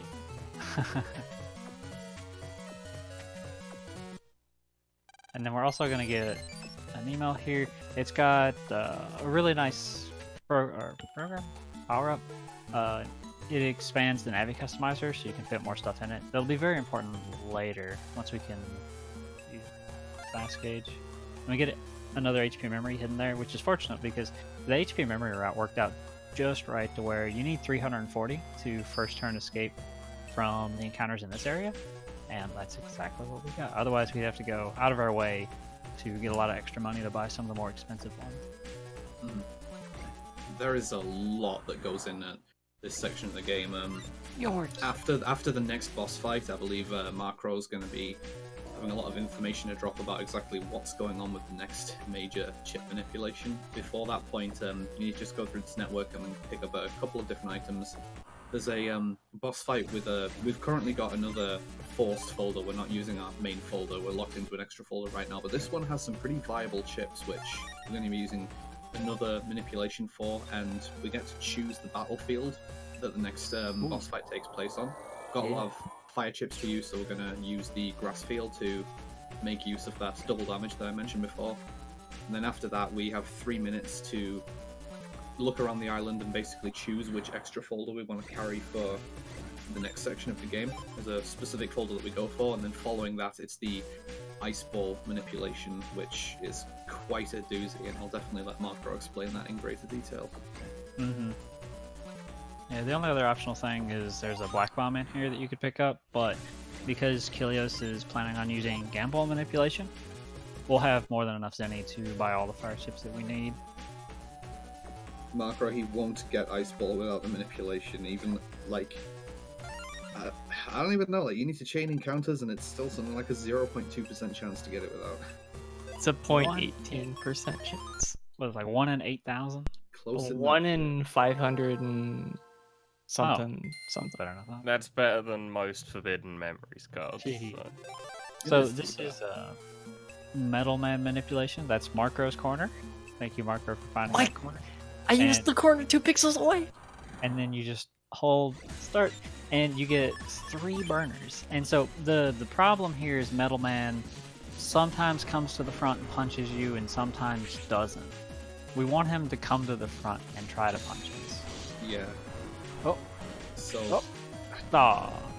Yeah, this is the problem, and because fire attacks consume the grass panel, you really can't afford to miss these. Thankfully, this is a situation where the Fire Buster could be helpful if he needs extra damage to finish him off, because it will reach the back row. Yeah. The only problem is because we've not done much with the Navi customizer, its charge is like half an eternity. If it was a Lex style, it would be an eternity. Yeah, it's one of the reasons why Lex sucks, and it deals like no damage. Football.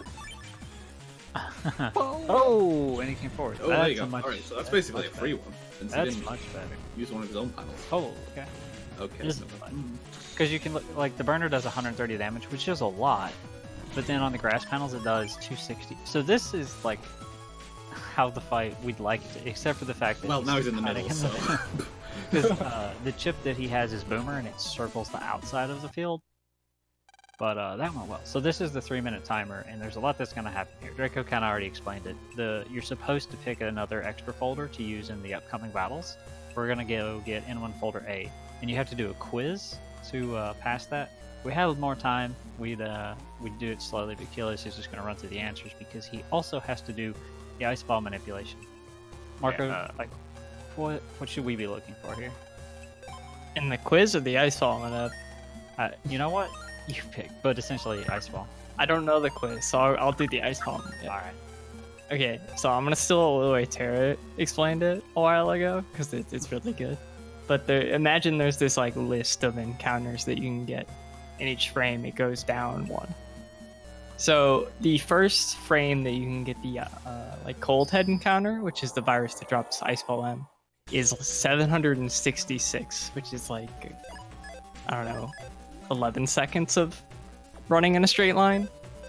And there's no place in this comp where you can run in place, or there's no long enough stretch of path to run that long. So what we're gonna do here is we're gonna get the encounter at the index of 383, and since the RNG that determines the battle you get is RNG 1, which is the one that doesn't reset on soft reset. So he's basically going to add encounters together to get the encounter at 766, which is Icefall M. So he's gonna hard reset to start the manip, and then once he gets the encounter here, he's gonna soft reset and do it again. Might be like this is like a 5-frame window, I think. He's got Something it. like Nice. He did it! Alright. That was pretty quick. That's very So, easy. yeah, within one folder A, we're guaranteed to get a VAR sword on this fight as well. You don't have to worry about the lava panels, dodge it, do tri-slash. And for Ice Ball, as long as you get, I think, rank 6 or higher, you're guaranteed to get the chip. So we don't have to worry about that. Granted. But that was crazy. It's really cool because it's using the super crazy quirk that you can soft reset and carry over the initial RNG value, because RNG 1 doesn't update in battle, so you can carry it over. But we've got a 1.5-minute break, so we're gonna toss it back to Relcoon. I think he's got an announcement. All right, we just wanted to remind people who are tuning in now that Hotfix is funded in part thanks to subscriptions. So we just ask everybody to please consider subscribing to support future broadcasts. And of course, it's been a little while, so could you guys give another roll call? Top to Oh, bottom, hey, start with yeah, Drake. I'm Dracodan. What's up, guys? Oh, I'm Fat Kid. Hi. I'm Kilius. I'm talking to NPCs. Hi, I'm N Markro. And I am Charge42. Draco is a runner, very experienced, long-time Battle.net 3 player. Kid invented WonderSwan. Damn it! Marco and myself routed a lot of RNG manipulation, and Kilios has been a long-time runner of the game. Kilios is a living legend in this game. Mm-hmm. If you ever get a like style, blame Kilios. Mm-hmm. What's everyone's claim to fame in this game, then, I wonder? Coming last in every race. I mean, Finishing every race. Sure. that's a good... Finishing nice way to 7-star spin it. within like 20 hours, that's pretty impressive, Tara. 20 hours. I finished it within 40 hours. Ooh. At 30 least you hours. finished. I haven't done that. Like, the only thing that I'm good at in this game is the PvP, and only them, kinda. It's I've true. got no one to play with. I've never defeated Draco. Challenged him to net battle and be in 3. He pressed A and won. That actually happened, yeah. The madman. Kilias so- loved doing PvP with me. Shoutouts to Mega Master X, and I think he was fighting Seraphim, and Seraphim, one of them was using the Snake extra folder and almost won. I think it was Mecha Monster Oh, yeah. against Seraphim, yeah. So this is Gutsman Alpha. Because we've got N1 folder A, we can use that corner, and it's got a VAR sword in it, which is basically as good as our own folder. And we're just going to do E/, and then hopefully Gutsman moves somewhere that we can hit him. Yeah, and it's an easy fight. Gutsman, unfortunately for him, not too challenging, especially with the extra invis to make it just a little bit nicer. Now we can switch back to our own folder. I think we don't, because the extra folder is actually pretty good, and it works out really nicely with Kingman's Corner. So we're just going to use it instead of our own. That's one less we have to stack for. And then we'll switch back to our folder for Desert Man, preceding which is one of the best cutscenes in all of Battle Network.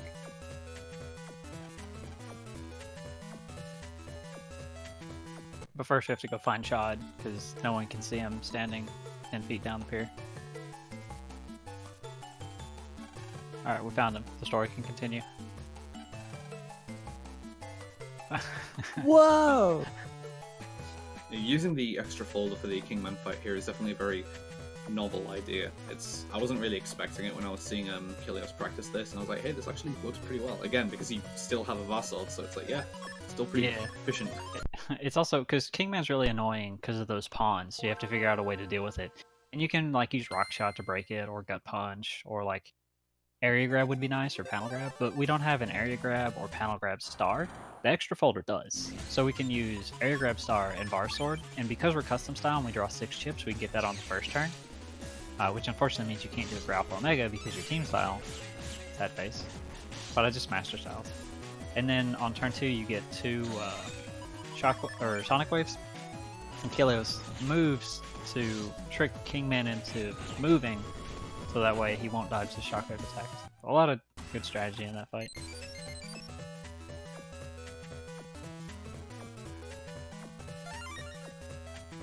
So there's a really nice little quirk that's going to be used for Desert Man. Like, there's a surprising amount of detail in how certain effects work in this game. Desert Man's main gimmick is that when you hit him with an attack, he just disappears into the sand, teleports around, so you can't really hit him with multi-hitting attacks. But if you hit Desert Man with an aqua attack, it it freezes the sand kind of, and it keeps him in place so you can attack him for a bit. And conveniently, the fast sword is structured so that the aqua wave is the second wave that we fire with elemental slash. So the fire wave destroys the hands, and then the aqua wave hits him and stuns him so that we can keep getting additional hits. That's like really convenient. Remember, kids, Fueg. Fire, water, elect, grass. So the current situation here is that Tsuneyama is a World 3 operator, and he's the one that we saw way back at the beginning of the game, Red Hat Man. And he's kidnapped Chod's father, who runs a very valuable company. And Chod is this world-famous official net battler, and he's like, well, how about a trade? You give me Proto Man, so that way you will stop getting in the way of World 3, and I'll give you your father. And Lan's like, oh no, what are we gonna do? Also, And, for some reason, his father is an elderly phoenix, right? And they come up with a fantastic strategy.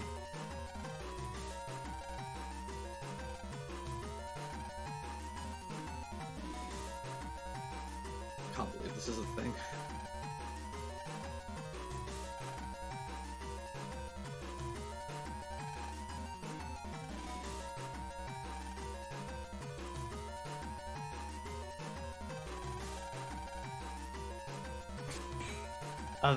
This cutscene's unskippable.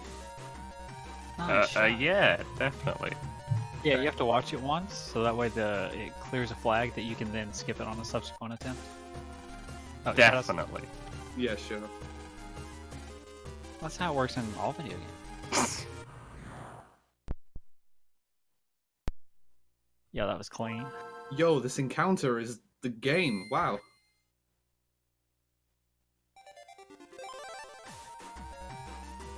Alright, now we can skip it. And Now we're the gonna actual use- Lion King minute. So, as Draco said, the second slash will lock Desert Man in place so he gets hits, and then he'll fall apart. And we're going to use Step Cross, and Keyless intentionally gets hit, so he's got iframe so he can stand on top of the pillar that Desert Man summons, random location. And hit him with Step Cross, which, if there's someone in the middle, they get hit by both crosses, or both slashes, so they take 260 damage, not just the 130. And that takes them out, so good fight. Can I bring up something slightly off topic? Maybe. I can't stop you. How come when Draco says Aqua, you don't all bully him like you'll bully me when I say Aqua? Because you're British. God damn. Ignore the But fact that I'm Draco British. is also British. I'm British as well. Why can't I be bullied? Sobs. That kid hasn't discovered fire yet, that's why. Oh, wow.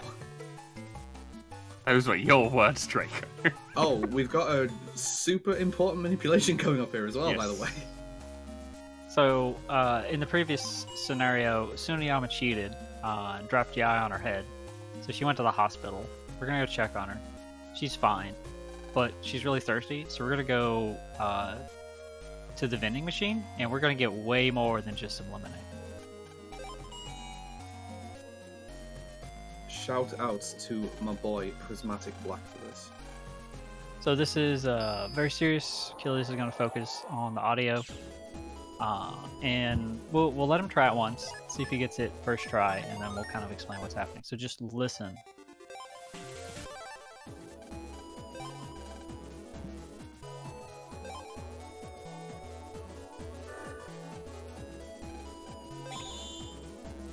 Oof. Alright, no. The first two windows are the hardest. Yeah. There's a gamble minigame, and you give so much money, and then there's a 1 in 4, and then you quadruple that. And there's 4 stages to this, and each stage there's like a window we're trying to hit where it's in a specific position that we know. And this is keyed off of RNG 2, which is the one that advances on the title screen. So he's listening for an audio cue on the title I screen. think that's a bit late. Yeah, the first two are the hardest. So he's listening for an audio cue on the title screen, starting on hopefully a specific frame, which lines up all other audio windows because depending on when you hit continue, that starts the music that you're hearing now. And we use the beats off of this track to hit the windows for all of the other gamble sections. And when you pick yes, it locks in the value. So he's trying to time his yes presses to determine the money. The first two are really short windows. The next two are further out, a little bit longer. Oh, It's unfortunate. Yeah, this is very Specifically, I believe for the first game, it's a 5-frame window for the bottom left panel, then it's a 6-frame window for the top left panel, then a 9-frame window for the top left panel, and then a 10-frame window for the bottom left panel again. So even though we're talking about the timing windows being wider and easier to hit, it's still no more than like a couple of tenths of a second that you have to get each individual game. And as Tara said, the point that you continue on the title screen acts as an offset for when the audio cue will work in game. So if there's any variance in when you continue, you could follow the audio cues with the beat very strictly, but it could still be wrong. This is like very difficult. yeah, the title screen is super important, which is kind of unfortunate that RNG2 is the one that controls it, because it adds in a lot of variance. But the payout for this is 256,000 zenny, and that's more than enough to let us buy a lot of things that let us go even faster. I think he's fine for this one. Dang. Yeah, the big problem with this is that there is no option but to win 4 games in a row. Like, if you fail at the 4th game, you need to start from the first game again.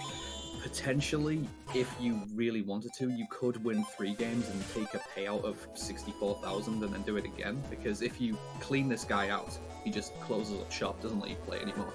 But if you don't get the final reward from this minigame, he keeps letting you play as much as you want. It's pretty interesting.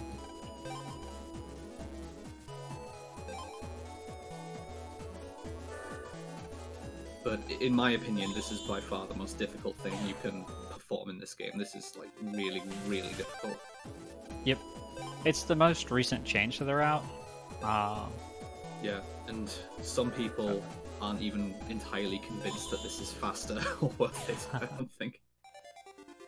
Well, they're wrong, but It depends entirely on how many tries it takes you. If you do it first try, it's definitely faster.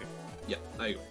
I think if you can get this first try, I think you stand to save quite a bit of time in the run. If you need more than one attempt, it's definitely less clear.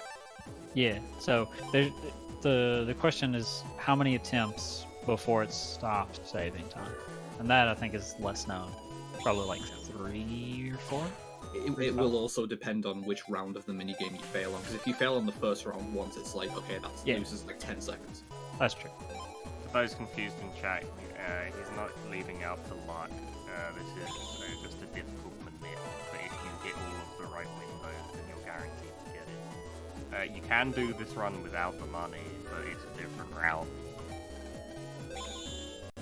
If you're interested in trying to follow yourself, what Kilios is doing, he's following the kick drum sound in the music. So the boom, boom, boom beat that's going in the background, he's trying to go on that beat for the most part.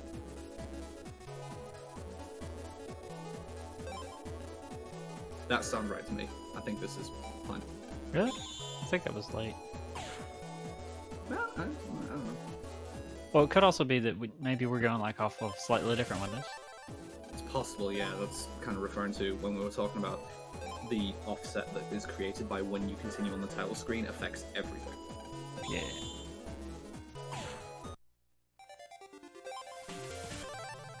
But yeah, there is, in like a race or an different any percent route, you can avoid doing this if you're not confident in getting it in the first or second try, but that would be a different and potentially slower route. Yeah. Oh, amazing. So, kind of, we mentioned previously, there's a lot of different ways to run each of the Battle Network games, 3 especially.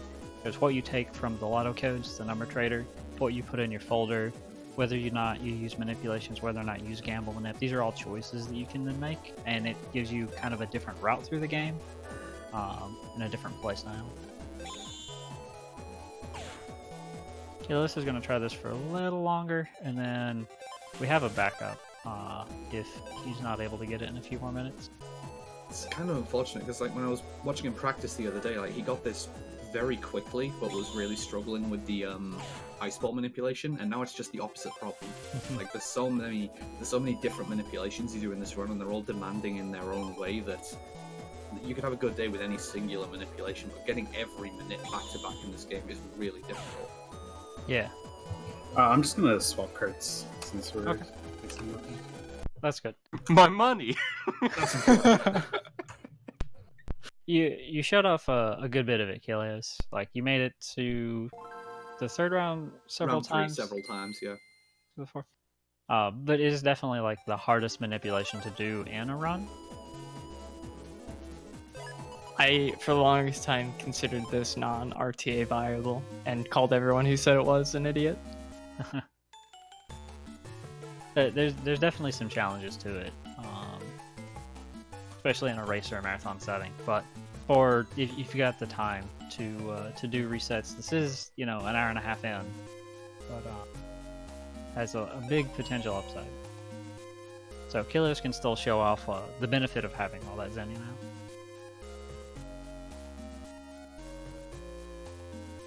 Yeah, I cannot stress enough how difficult that minute is. Yeah, I think few people have ever gotten it, period. I can only think of 3 people who have done it in runs. Who's done it in runs? Like, I know Draco has. I think he was the first to actually use it in a run. Didn't you do it in 7 stars at one point? Oh, I did it when we were doing an any % race, and I was using the Alpha Omega route. Okay, so yeah. You, Draco, and Kilios are the 3. Oh, cool. Yeah. They're all god gamers.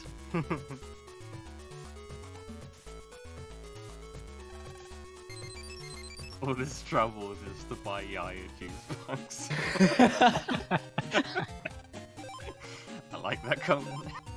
So this is the chip order system. It was also introduced in 3. And any chip that you have in your library, Higsby will get 1 copy of in a specific code. We're buying different things here. We're buying good chips to put in our folder because they're either strong or star-coded. And then we're also buying fire chips and water chips, which we'll need to advance through the next 2 scenarios.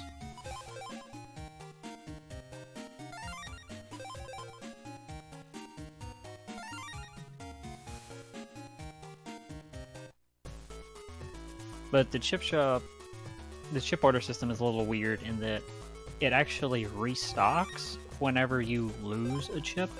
So if you burn something through energy change or chip trade or something, put something in the chip trader, Higsby's or otherwise.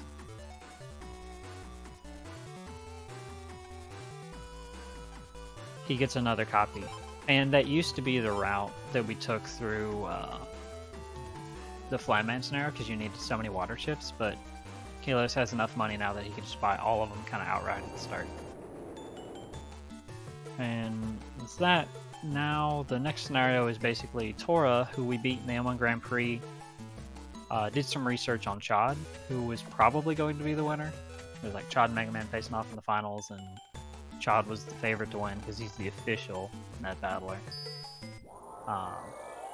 And so Tora says, I know the secret to Chad's power. And he's holding that kind of over Lan's head and said, I'll tell you if you help me with some of these requests.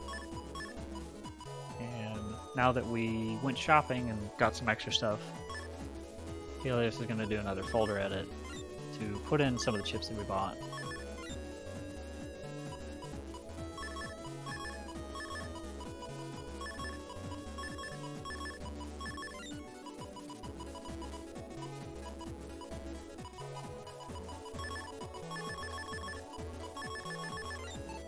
Gonna need a lot of fire and oxygen later. And then the manipulations for these fights, it's got what we call sneaky purple dolphins. and they're a really annoying virus because they hide underground. There's not a lot that can hurt them, but whenever you do an attack like an air shot, they'll hop out and try and hit you. And so very quickly, Kilios is going to try and use an air shot to get it to jump up behind him and then reposition himself to use Varsword's Tri-Slash to kill all 3 viruses in one attack. Otherwise, you have to wait for the mole to attack and then hope that you draw something good. But doing Tri-Slash is, as Marco said, literally impossible. So Literally impossible. Actually, the easiest command code in the game. It's another one of those command codes where with the Varsword you've got 45 frames. And part of the difficulty with the command codes, especially with E/, is that each of the inputs has to be distinct. And so it's possible that if you're trying to go too quickly, then you'll like press B and then left, and then you'll let go of left before you let go of B. So you never had just a left input, and so you'll miss the Tri-Slash. So you have to do B, let go, left, let go, B, let go, right, let go. And that it's tough to do quickly. No, it especially isn't. with E/. Alright, so tune in tomorrow where Fat Kid is going to run Battle Network 3, and he'll hit Gambleman at first try. That kid, what's your PB? Yeah, about 5 hours. 30. I think I He have always second try finishes gamble though, up in my which PB. is impressive. Joke's on you, I don't miss Tri-Slash. You don't hit bar sword though. But we've got 2 more sneaky purple dolphins to take care of. And it's mostly using the same setup. The fights are going to be different, but air shot to bait out the Momogro, and then Tri-Slash for the kill. Nice. Nice. Kilios is just adjusting to getting past gamble manipulation. Each of these different setups is fairly distinct and kind of like what you have to be focused on, and so switching from timings to command codes is a little tough.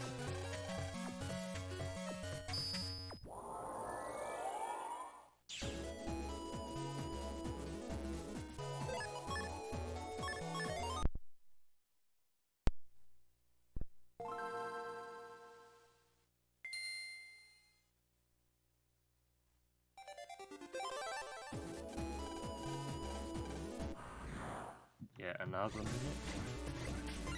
Those Navi's some pretty nasty things.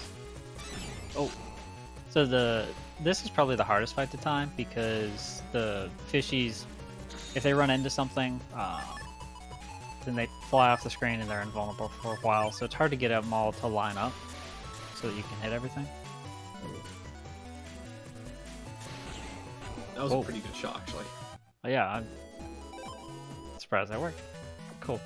And then Kilios is going to pick up another HP memory because one of the advantages that gamble manipulation gives you is that you actually have enough Zenny to where you can clean out all of the shops of their HP memories, which are normally way too expensive.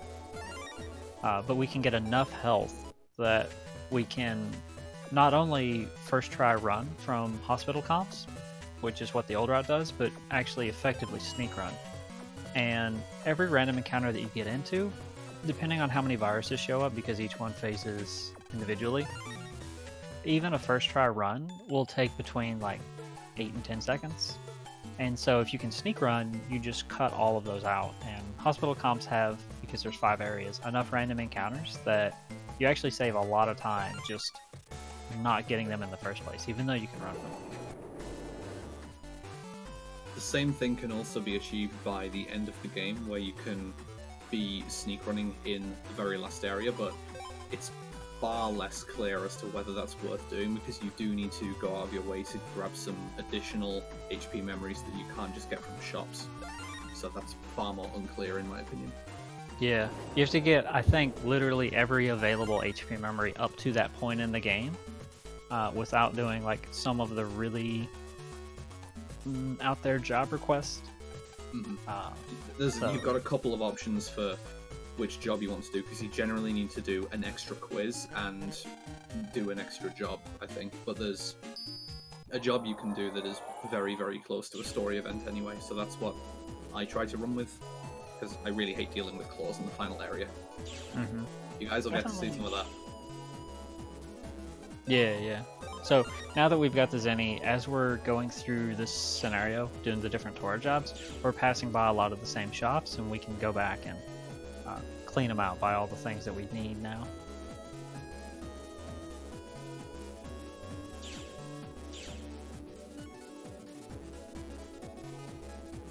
I'm sorry, I've already forgotten. We explained what tour and stuff is, like, story-wise is happening, right? Yeah, like he knows Chod's secret because where they all Right, fought yeah. in the tournament, and so the deal is if Lan helps Tora do all these jobs, he'll tell him Chod's secret. He also gives you folder number 2, which has a couple good chips in it that we're gonna take out. Shoutouts to Pawn Champ. And Kilios bought Shake 1S, not Shake 1S, Shake 1 something. Check one off. Because that puts it in the library, and then the next time you go to Higsby's, you can chip order it since it's in your library, and the chip order code is S, and you can trade a Shake 1S for Varsword B. So it's essentially about 10,000 Zenny to do that, which is how much a Varsword costs in the first place. So, good deal. And we'll end up, by the end of the run, with 4 Varswords in the folder. So, the folder's gonna be real good.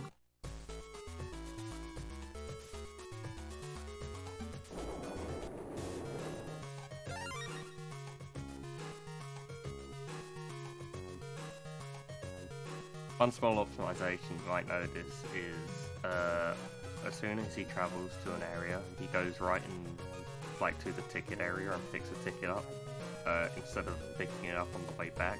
Every time you do that, it just saves a little bit of time and it adds up over the run. Yeah. Saves literally 1 frame. It's faster if you can More than that. develop the muscle memory to remember that you've already got your ticket and don't go to the ticket stand again. But Yeah. only saves a turn frame.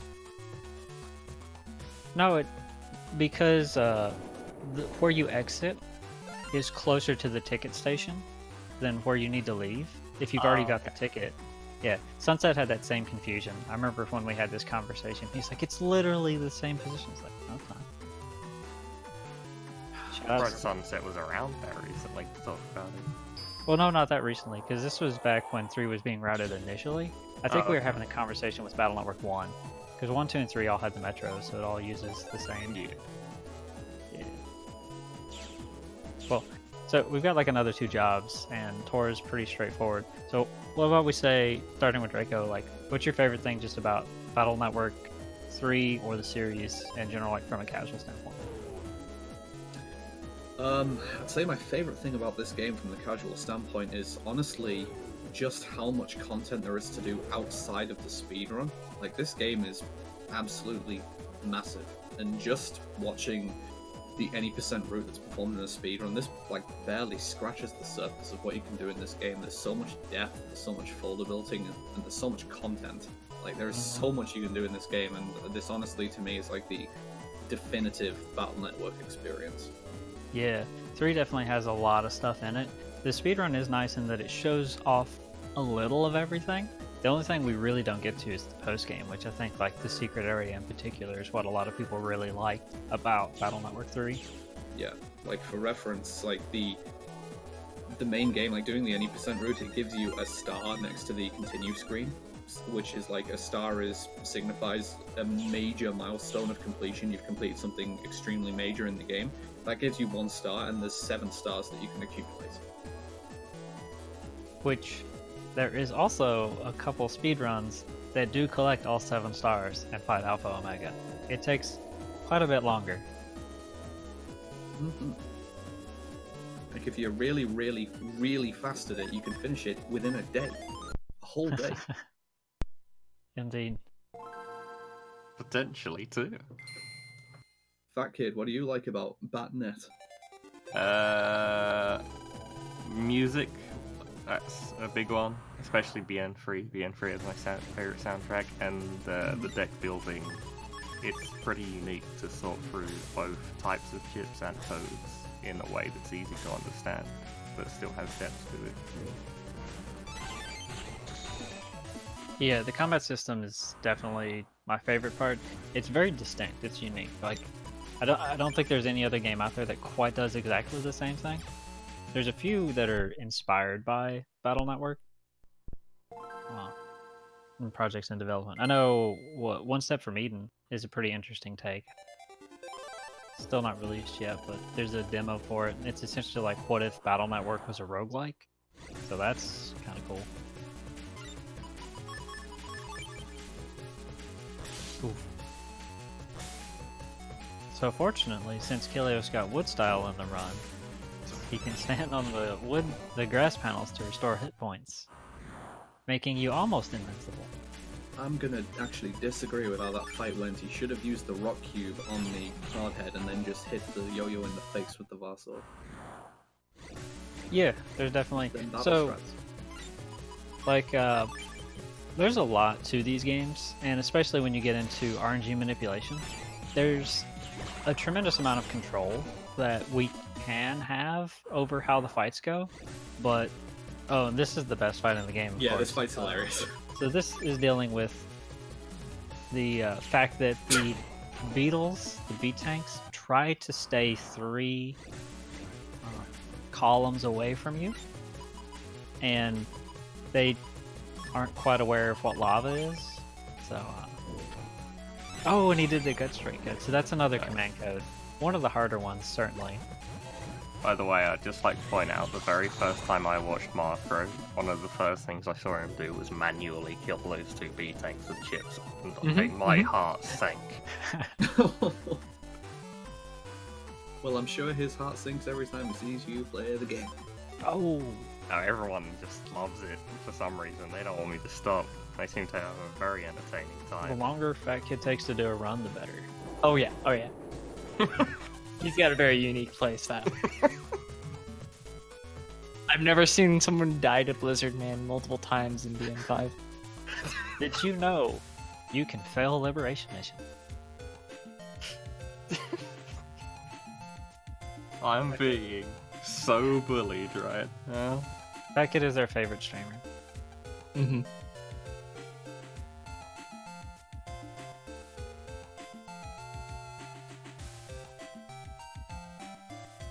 Anyway.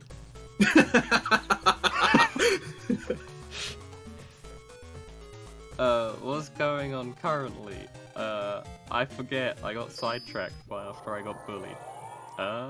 We're finishing up Torah, and this is the last job, and this is the one that required Yo-Yo 1G. So the school administrator had a prog carrying insurance data. The prog lost it. We're gonna go talk to the prog. He's gonna say where he dropped it, and then we're gonna go find someone who's like finders keepers, and he's holding this insurance data and says, "Well, I'll give it to you if you trade me a Yo-Yo 1G." It's like, okay, cool, thanks, guy. So we do that, and then we can finish the jobs, finish the Torah segment, and get our folder 2, and learn the secret to Chad's power. Yay. Oh, one cool thing about Yai's room is that they generally have, in a few places, but especially Yai's room, references to other video games. So, like, she's got a rug that's a Servbot, and then there's some blue overalls and a red hat hanging on the wall. Yeah, the Servbot is a reference to Mega Man Legends. Servbot appears in like every Capcom game pretty much somewhere. Yeah. And then I think maybe there's like a Mega Man Zero poster or something in Higsby's for X.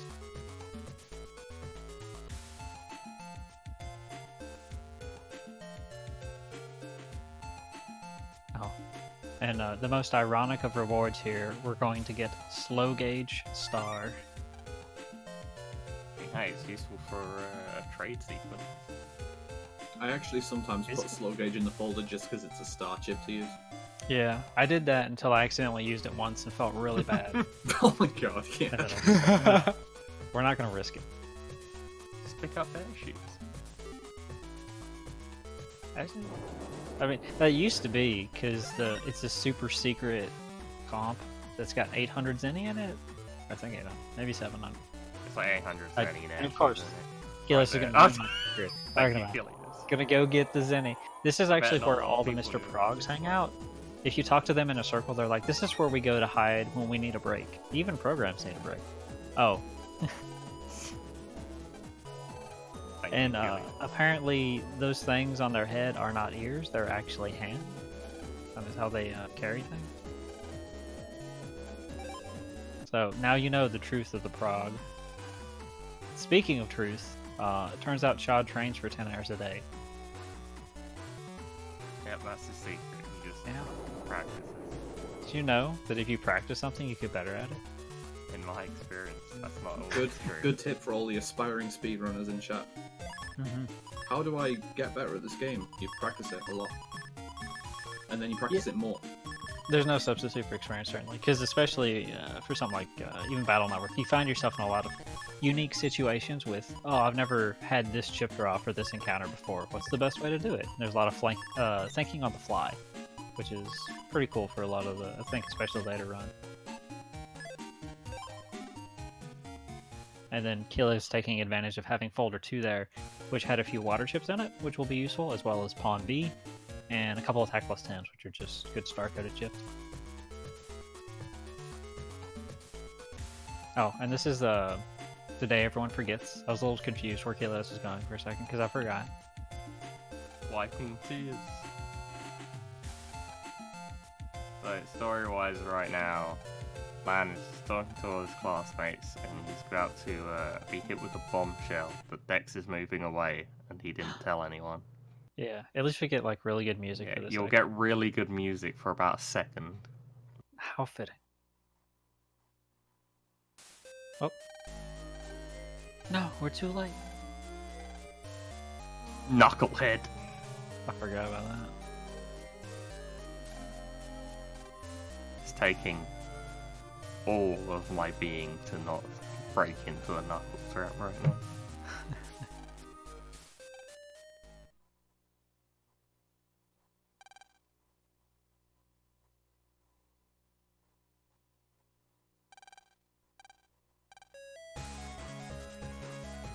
The hero thing. Whole gang's here.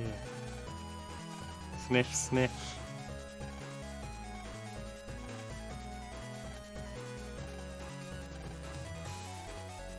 Mega dummy. Yeah, the sad music is really good. It's called Wiping Tears. Anyone wants to look it up later. Yeah, Spec Kid said what he likes about the series. Definitely all the Battle Armor games have very strong OSTs.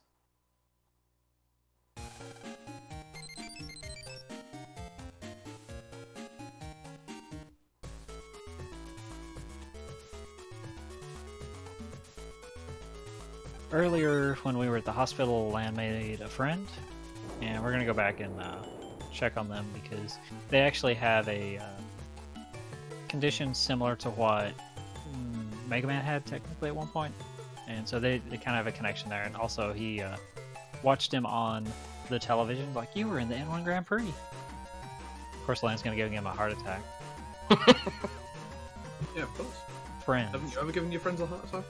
He's a little starstruck. But that's okay. We know where the doctor is. Don't worry, Gilles is taking his time to search a tree for a HP memory first. So we got priorities. We're going fast.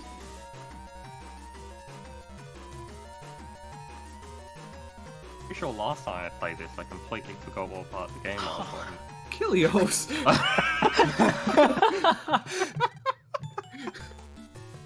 I've never seen that strat before. Yeah, how much Sorry, time does Keith. that save? At least 10 minutes. It saves my movement for Mamaru, it's fine.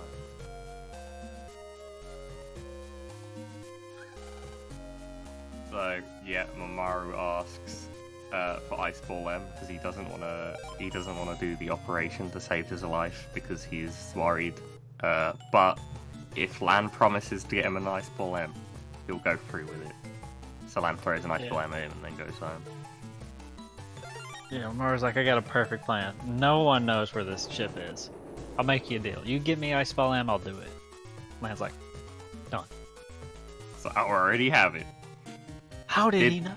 I did this really weird thing with Mega Man. I don't really remember all the details. We stood in a corner, we wiggled 3 times, and then we held left, and yeah.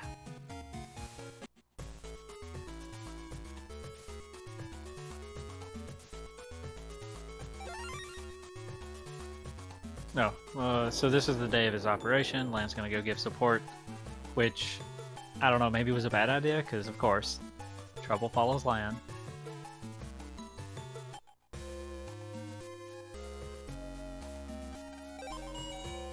He's skating.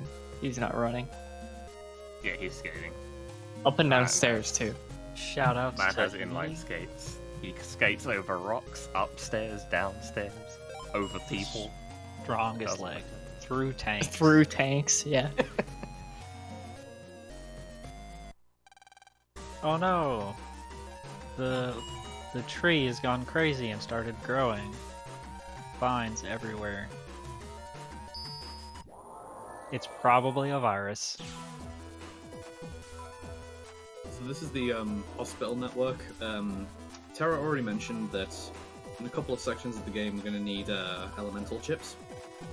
This is the section where we need to start this comp with 4 fire chips to be able to self-sustain the whole way through here. We just got given energy change.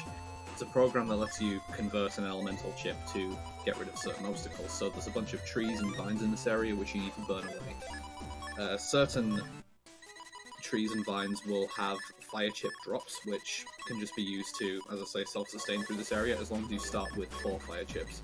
So as long as Kilios follows a specific order and burns specific things, you'll be able to just breeze through this area without stopping, basically. Yep. Because the trees are obstacles that get in your way, and then in the next area there's going to be vines that can contain chips, or zinni, or viruses. It's a virus! Yeah, so with this one in particular, this is a viney, and we drew Var swords, and he did his slash, so it doesn't matter, but normally the only thing that can hurt the viney is a fire attack, but it will try to attack you on your side.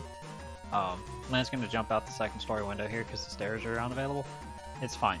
He put the PNT in a case, so it's waterproof. But the viney will... Land's probably going to be fine too. Probably coming first. It's, Oh, right, yeah, cannonball. You know what I mean? You just break the surface of the water. okay, well he's fine. The basement's locked though, so we're gonna have to go talk to someone, and they like, I don't know you, but I trust you. Here's the key. Pretty sure you'll like teach your as one of the NPCs here, and you can just go up and talk to them and like, oh hi Land, what are you doing here? Why are you wet? Is it? I didn't know that. Yeah. Oh, but because Kilo's got all those HP memories earlier, he's also able to sneak run and avoid all random encounters. That's a nice side effect.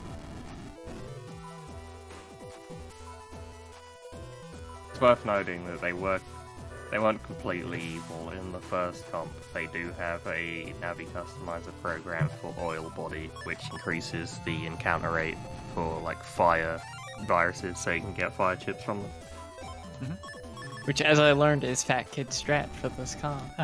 Yeah, I never learned how to do it, so I just pick up oil body. That's one way to do I it. thought the strat was you would not realize you need oil body until the second comp, and then it's too late. No, that doesn't. You need him this first, dude! Take the fist. Oh, actually, yeah, Invis does work, doesn't it? Because you can. So this puffball enemy, he's got his mask on him. While he has his mask on, he's. It's the same as a hardhead. He's got armor. He need breaking damage, but Invis lets you jump into the mask, and you can use step cross, which hits the middle twice for 260, but plus 10 makes it 280, which is just enough to take down. So. That was one of those situations where it's like, wow, I've never had this draw in this fight. What do we do? It is not allowed to use emulate to speed up during speed run, but he's on DS right now, so that would be different. I'd be very Overclock my impressed hand. if you did.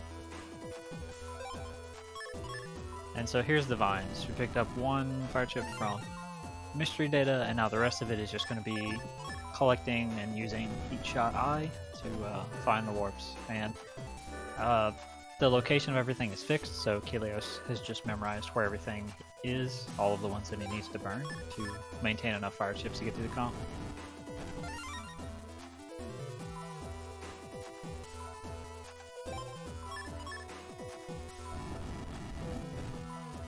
Shoutouts to the background, which Kilios only noticed while we were setting up.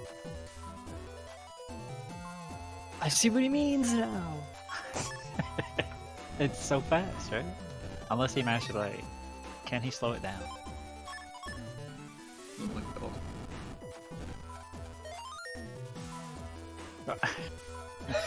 god.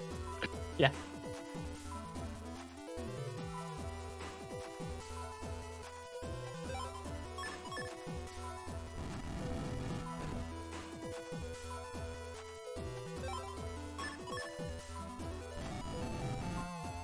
Just burn chips. We'll have enough to reach the end. But don't worry about that. You do need to be careful which order you burn these in, but it's not too difficult. This is why we needed the... Oh, what chip was it? It was right after Style Change, did the triple Step spiky cross? fight. Or, step cross, we got a heat B from it, and then we chip ordered a second copy, yeah. Yeah. Which, technically, we have enough money. We could buy much more expensive fire chips, but we have to do the fight anyway, so it's literally free.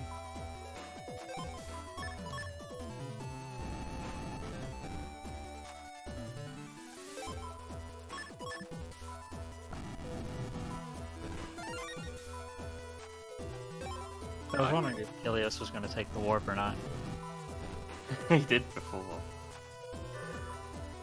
Oh.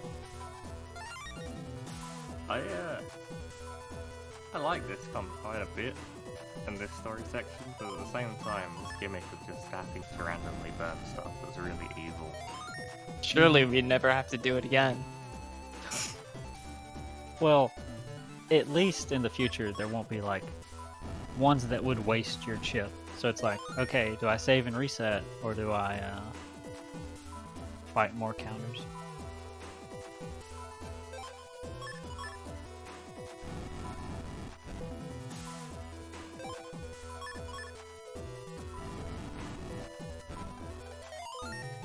Ooh, and so this is a manip coming up where a lot of times you need to get your positioning in a specific spot, and actually coming off of the warp worked out perfectly. Alternatively, you could stand on either side.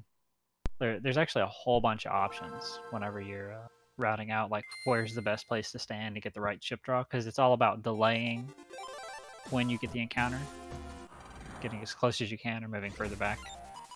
And this is a case where Plantman, because he is wood elements, Kilios is going to damage boost to have iframe, so he can use E-Slash, which will do 800 damage because the first slash hit twice. And we're actually going to go for the counter hit because this is the third boss that we need to get bug frags from. Nice, and he got it. That's quite So- tricky, actually. Yeah. Because Plantman, again, he moves around randomly and depending on if the flowers are active or not. So, quite tight timing. But now he's got 30 bug frags, and so in the next scenario, we're going to be able to pick up Full Cust. Well, probably like one of the best mega chips in the game for going fast. Oh, this is when we're doing it. Okay, so this is the case where we picked up a couple Var Swords, right? But they're not B coded, and in the chip order, Var Sword is B. So since we have enough extra Zenny, what Kilios is going to do, he's going to trade away chips that he wants in a different code, and then he's going to go to the chip order and buy those chips back, because now that we know how the chip order system works and refreshes its stock. So we can have all of the Var Swords in the same code, so you can take multiple Var Swords together with other chips or star-coded chips like Invis or Airshot, and it lets you go through your folder much more quickly, and allows for like more strategies and combos of different chips, because he also got like Pawn B, Gut Punch B, so there's a lot of combinations you can do. And so like that's one of the cool things that I like about Battle Network, is finding a code that works really well with you. It's like, oh, I really like Var Sword, it comes in B code, and it pairs nicely with, say, we've got Gut Punch or Pawn that's also B code, and figuring out how you can use those two different chips together. Oh, and this is where we trade the Shake 1S that we picked up for another Var Sword. So now we've got a lot of really cool chips. Kilius is going to clean this folder up a bit.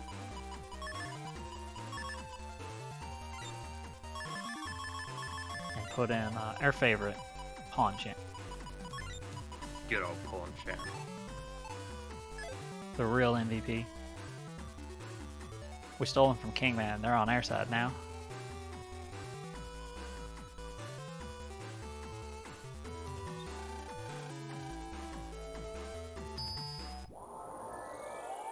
And of course, Mr. Match has to show up, and granted, he's good now. He's totally not evil like he was in the first game. I mean, hey, it's been a while. In the second game, he didn't do much but chill out on an airport for the entirety of his life.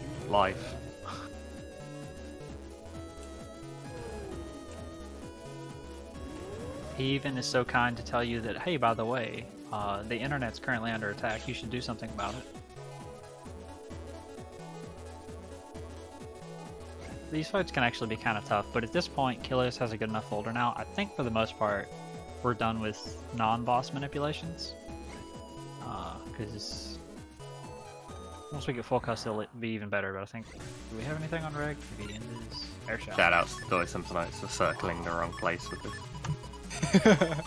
I didn't know that.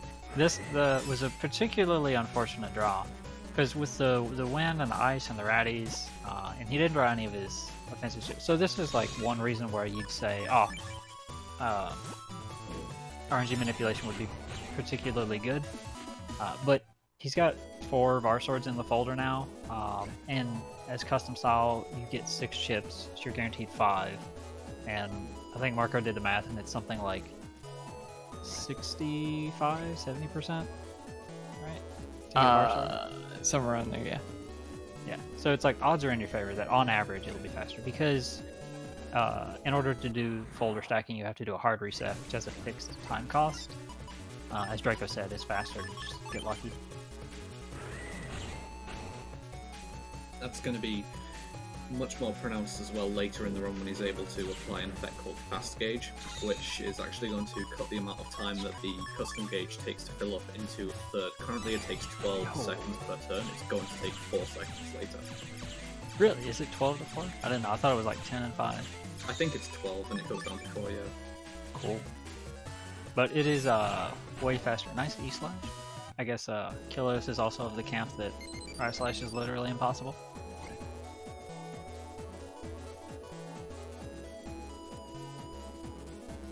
So again, he's using Var Sword there, and it has a command code, a special input, where if you're holding the A button, depending on what you push next, you can get different effects, variable sword. And 2 of the most common ones are Tri-Slash, which is left B, right B, and that sends out 3 non-elemental shockwaves.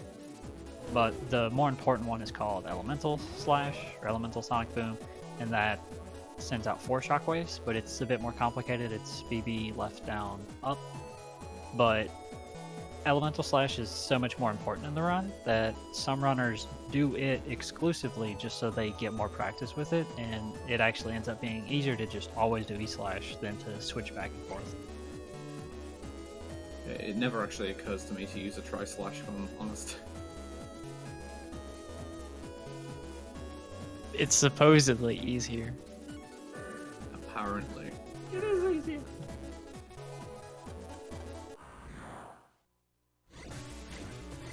We do not use Prism in this round. In 7 stars, though. In 7 stars we do. Depends on the runner, but Yeah. I Well, okay. Prism's cool. Is it, does it still have, like, the weird interaction with Tri-Slash like in 2, or not? no, they No. fixed that. Who It doesn't cares if do- you have a Disco Inferno folder. Oh, that's just the extra folder. Yeah, 2's kind of its own beast in terms of how broken Prism can be. Yeah. Shoutouts to Prism and Prism. And Tree Ball. I miss Prism. Shoutouts to attacks contacting on every frame. Yeah.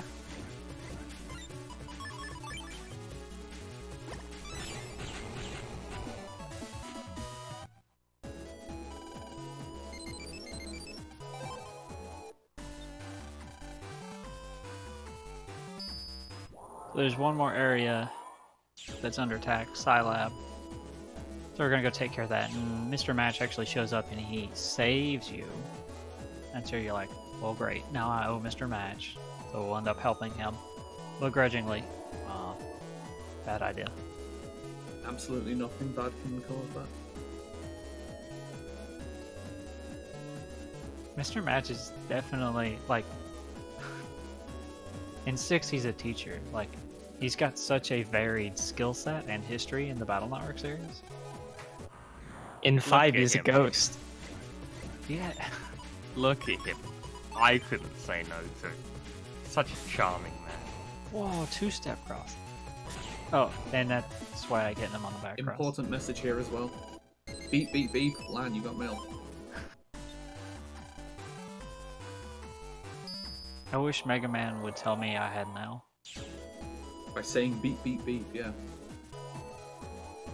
Gotta get your attention. He's a program.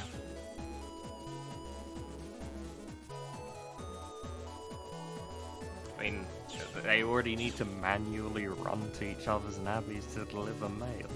How do you think email works, kid? Mega Man has to deliver it. Naturally, hand deliver it.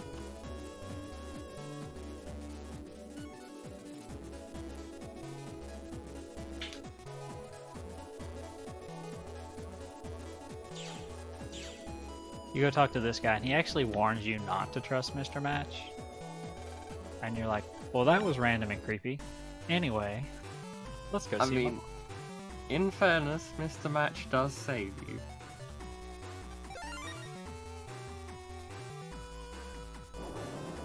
Ooh, and this is where we finally get to make use of those bug frags. Once we go visit our friend, we're going to get an email from Match to come back to Scilab. And then before we do that, we'll go back to Hades Isle, and inside one of the gargoyles is a link to the Undernet, where we can go to the bug frag trader and pick up full custom. And then our folder will be mostly complete. What? Scientist. It is possible to walk through NPCs. It just requires a little more effort. People talking about the most difficult BN boss, and none of them's mentioned Metal Man cheating in Battle Chip Challenge. Oh, He does yeah. literally cheat. So many gold fists, Monkey. So many. He was clearly just using the energy system. Just ahead of his time. Uh-huh.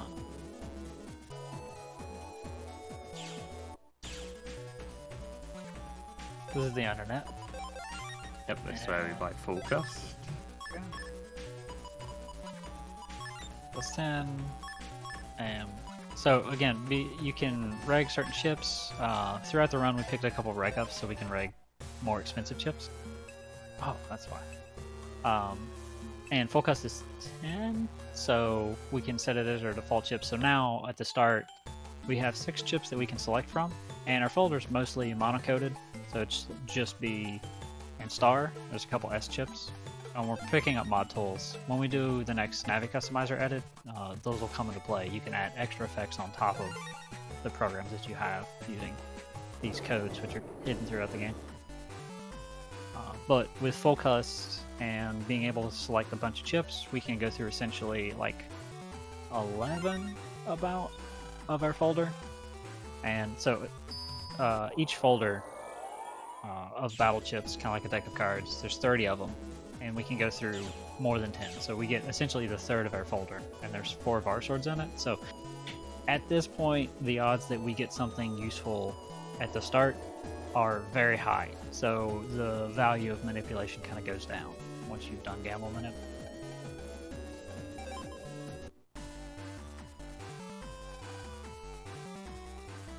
I guess maybe a little unfortunate that this next segment specifically, where we help Mr. Match, is setting up the next scenario where at this point you've got access to most of the internet areas, and they want to introduce the Undernet. But before they do that, they're going to create a situation where you kind of have to backtrack and revisit these areas and extinguish a lot of fires that Mr. Match and Flyman are going to there's 3 in each area, and you have to extinguish them using energy change, kind of like in Plant Man scenario at the hospital. We had to burn fire chips to clear out the trees. And so this is where we needed all of the water chips, and there are a lot of fires to put out.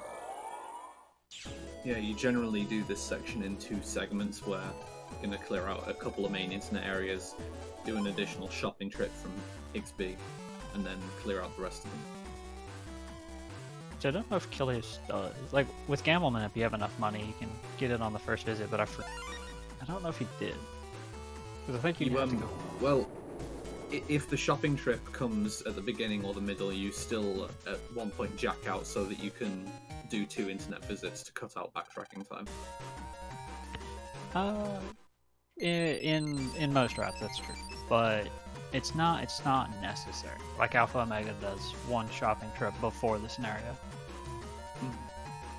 You have exactly enough water chips. You need like 14 in total, which is kind of crazy.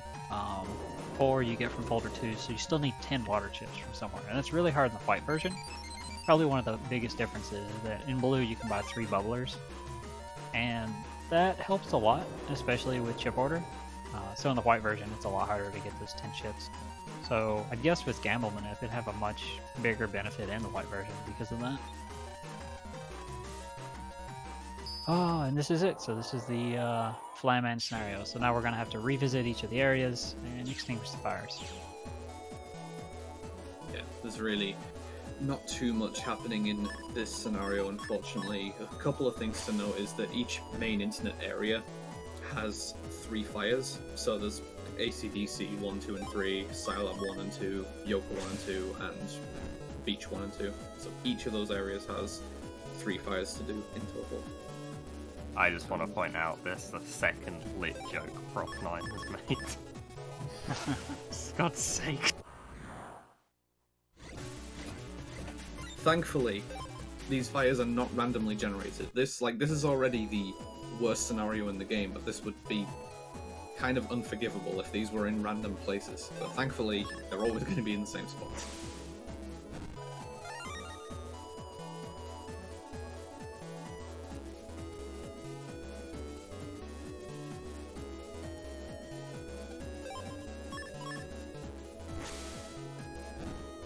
Yeah, not quite as bad as BF2's freeze vent scenario. This one goes a lot faster, and there's only 1 type of fire to put out. Mercifully. So guys, who likes Battle Network games? I think it's just me and you for now, Fat Kid. How you doing? I'm doing pretty good. I'm watching Kilios from BN3. So am I. How about that? Wow, Small world. what a coincidence.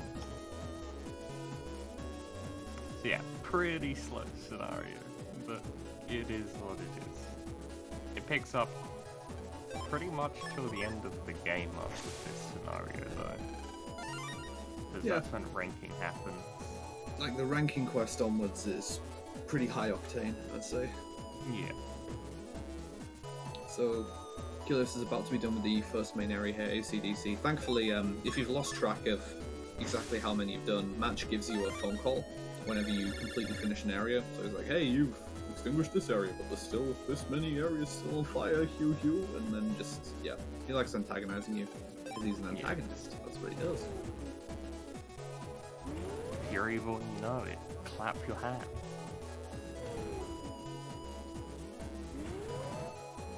Scottish Mr. Match is the only reason worth watching the anime. I still haven't even watched it, but I've seen the clips of Scottish Mr. Match. That's pretty difficult.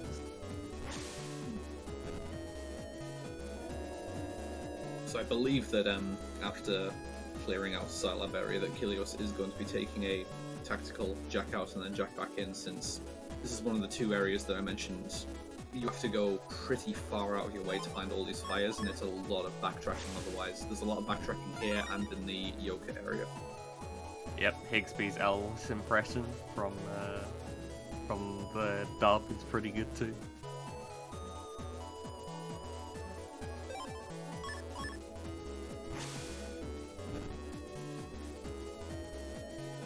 I'm just surprised that apparently Mega Man is the only entity who can actually go around and put these fires out. Like, what exactly does the government do in this world?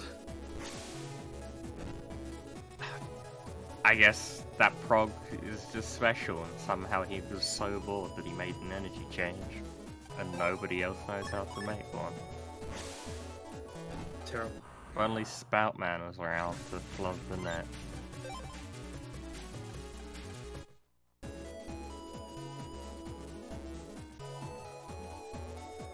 The government is all unconscious in Scilab. Oh yeah. I mean, that's actually, yeah, that's true in this case. That might be it.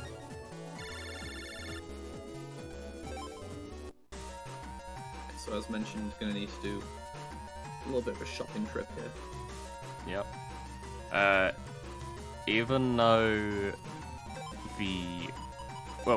I should say, the placements aren't random, as Draco said, but also the things you receive from the fire, like whether it's a virus, aqua chips, or Zenny, those are also guaranteed, thankfully. Sorry, voice crack. I believe the amount of Zenny is random. I think you can get like 100 or 200, something like that, yeah. It's a Yeah, it pathetic might be amount of true. Zenny. I've always only got 100 Zenny, but I'm just unlucky.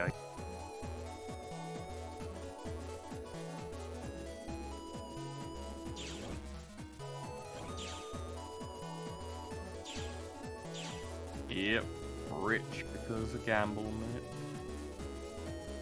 Okay, so this is just the fastest way to access the Yoka area.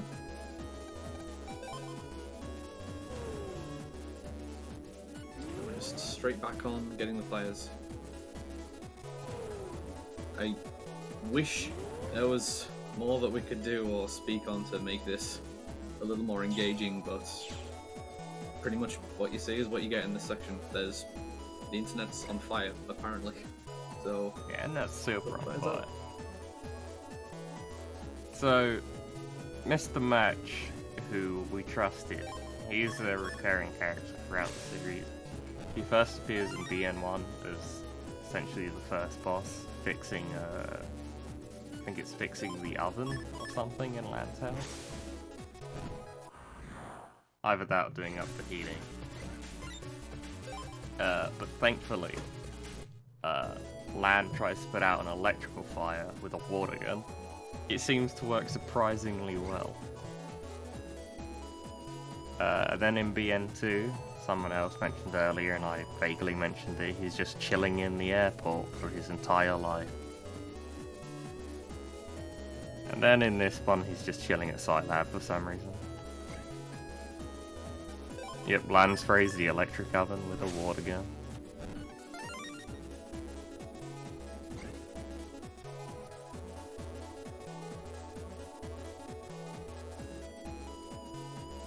Oh yeah, there's 400 Zennies.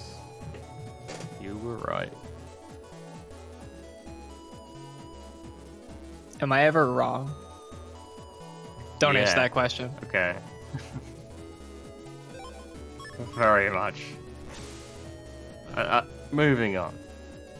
So yeah, the reason Helios never untraps here is because every GMD in this area just gives you a gut straight of various codes. So, not really worth it. And also, hey Prism. Big poggers. in Yoka 2, I believe, the GMDs give you gut punches. Yeah, in Yoka 1 though, these ones, Yeah, they'll give Zenny. early game, they're worth doing for Zenny, depending Oh, yeah. on how much you already have. They can give between 1,000 to 3,500. Yeah, they give a lot of Zenny, and in the normal, like, non-minute route, this is where you get the majority of it from.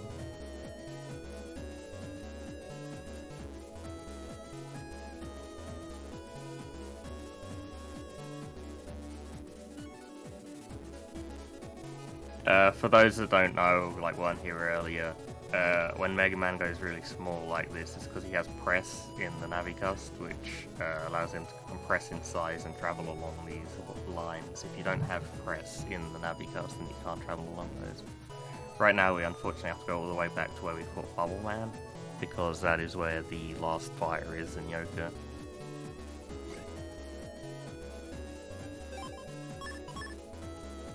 Yep, One Step from Eden is like a roguelike take on the BN formula.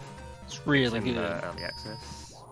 Mhm. Right, it's in early access. Yeah, you can play There's the a demo demo. somewhere. Yeah, I think maybe a Game Jolt or Itch.io. If you search I One wouldn't Step know. of Eden, probably pretty high up there. It had a very successful Kickstarter. So I would link it, but I'm afraid I'll get bopped by the auto thing.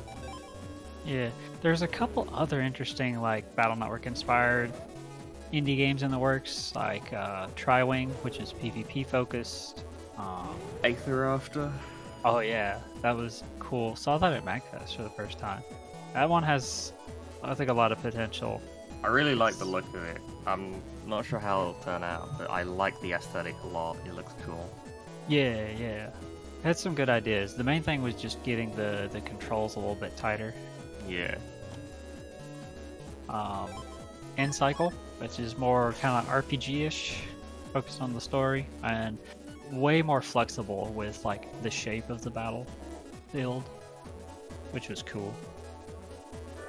I haven't played any of these. I know Tara's played One Step from Eden, but I'm not vouching for them, just merely talking about. I would recommend trying them out though. Yeah, yeah. I mean, all of these games are still in development, so we don't know what they're going to turn out to. Now, this thing that Killius is picking up is very important.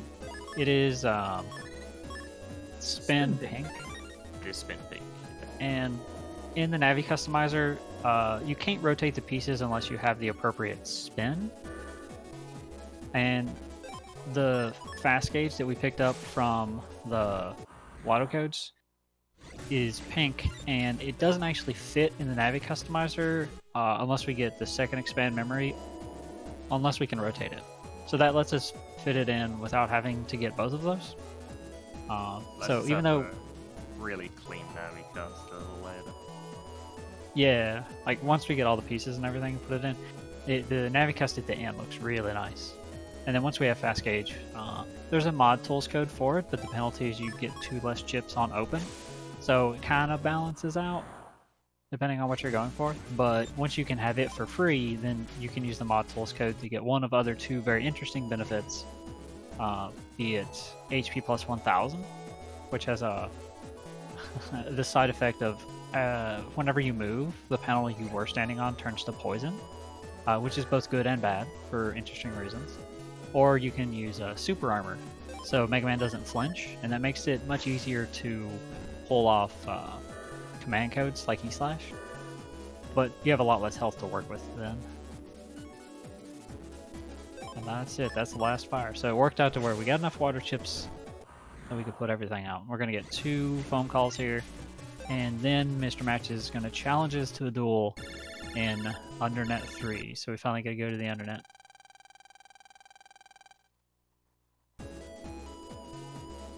And this guy, you can walk through NPCs, but some of them also have doors, like invisible doors, and you can't walk through those. So we have to have a tally to get into the Internet, which we picked up in Tour Jobs. Yep. Convenient.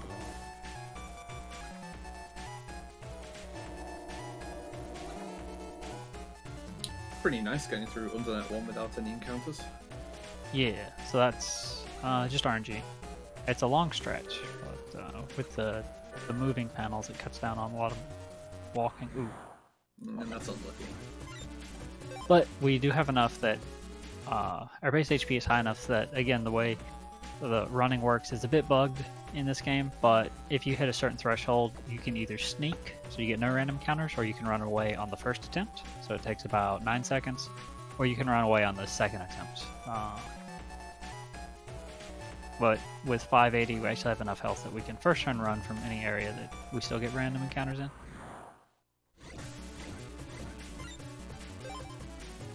So, being wood element is actually kind of scary for the next 2 fights. It And does Earth let you Code, infinite combo the next fight. it lets you what?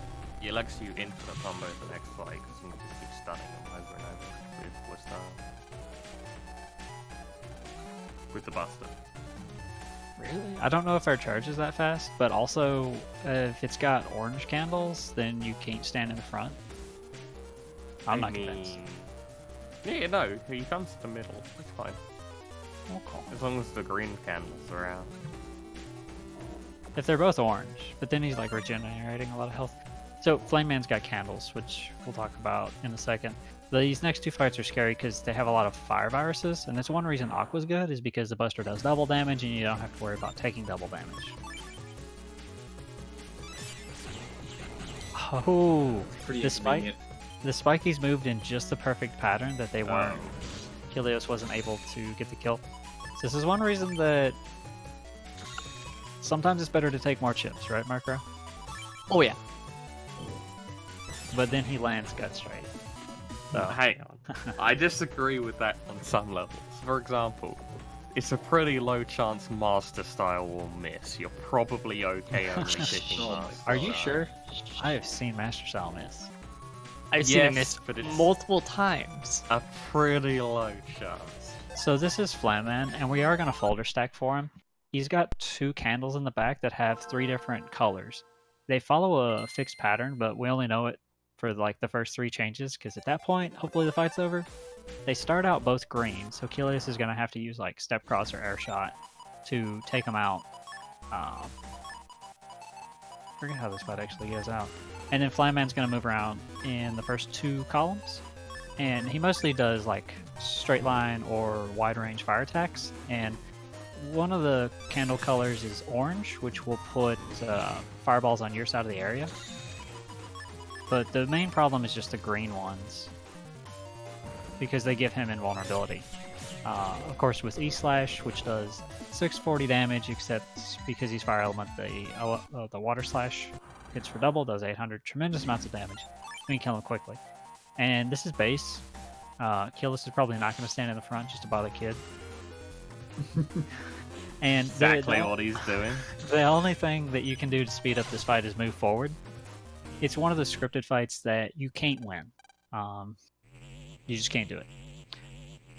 And Mega Man dies, and that's the end of the run. Oh, nope, never mind. This guy saved us. By using dark chips. Shoutouts to Bean4. But there's no way to win the fight, so we just try and get hit as quick as possible.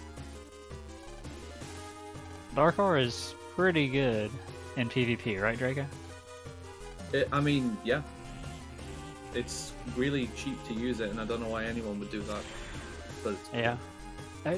It's crazy that when you use Folderback, you get all of the chips back, including Folderback, but also whatever you have selected as your regular chip, you always get that first. So if you have Dark Aura on Reg, which is possible, and Folderback in your folder, then every time you use Folderback, you get a refresh of your Dark Aura. you're really salty about that, aren't you? No, I'm impressed. Like, that combo is like, you almost can't beat that. So that was really cool. Thank you. But that was just kind of like shoutouts to. In the post game, there's so many chips and strategies that we can't and don't get to in the speed run. Combinations that you can pull off. A wide variety of chips that is just really cool. And I think that's what keeps a lot of people interested in Battle Network, is finding these new strategies. Prism, the person who found it, asks, is Gamble Manip a legit strategy? Yes, it is. I told you. Yeah, shoutouts to Prismatic Black. He's not been active for a while, but he was one of the original runners for Battle Network 1, which is probably the speedrun that has changed the most, as we have learned more things about the video games. There is a 7 stars category, which includes all of the bosses, so yeah. For the most part. Punk, if you're playing on blue. Yeah. I guess if white version, you call it all bosses, right? Does Yeah. Bowman count? If you do Coffee Man skip, it's not all bosses. Ooh. Who's But done Coffee he's Man? just Skip? Guts, man. It's Coffee Man. It's not Guts Man. Oh, my bad. What a distinction.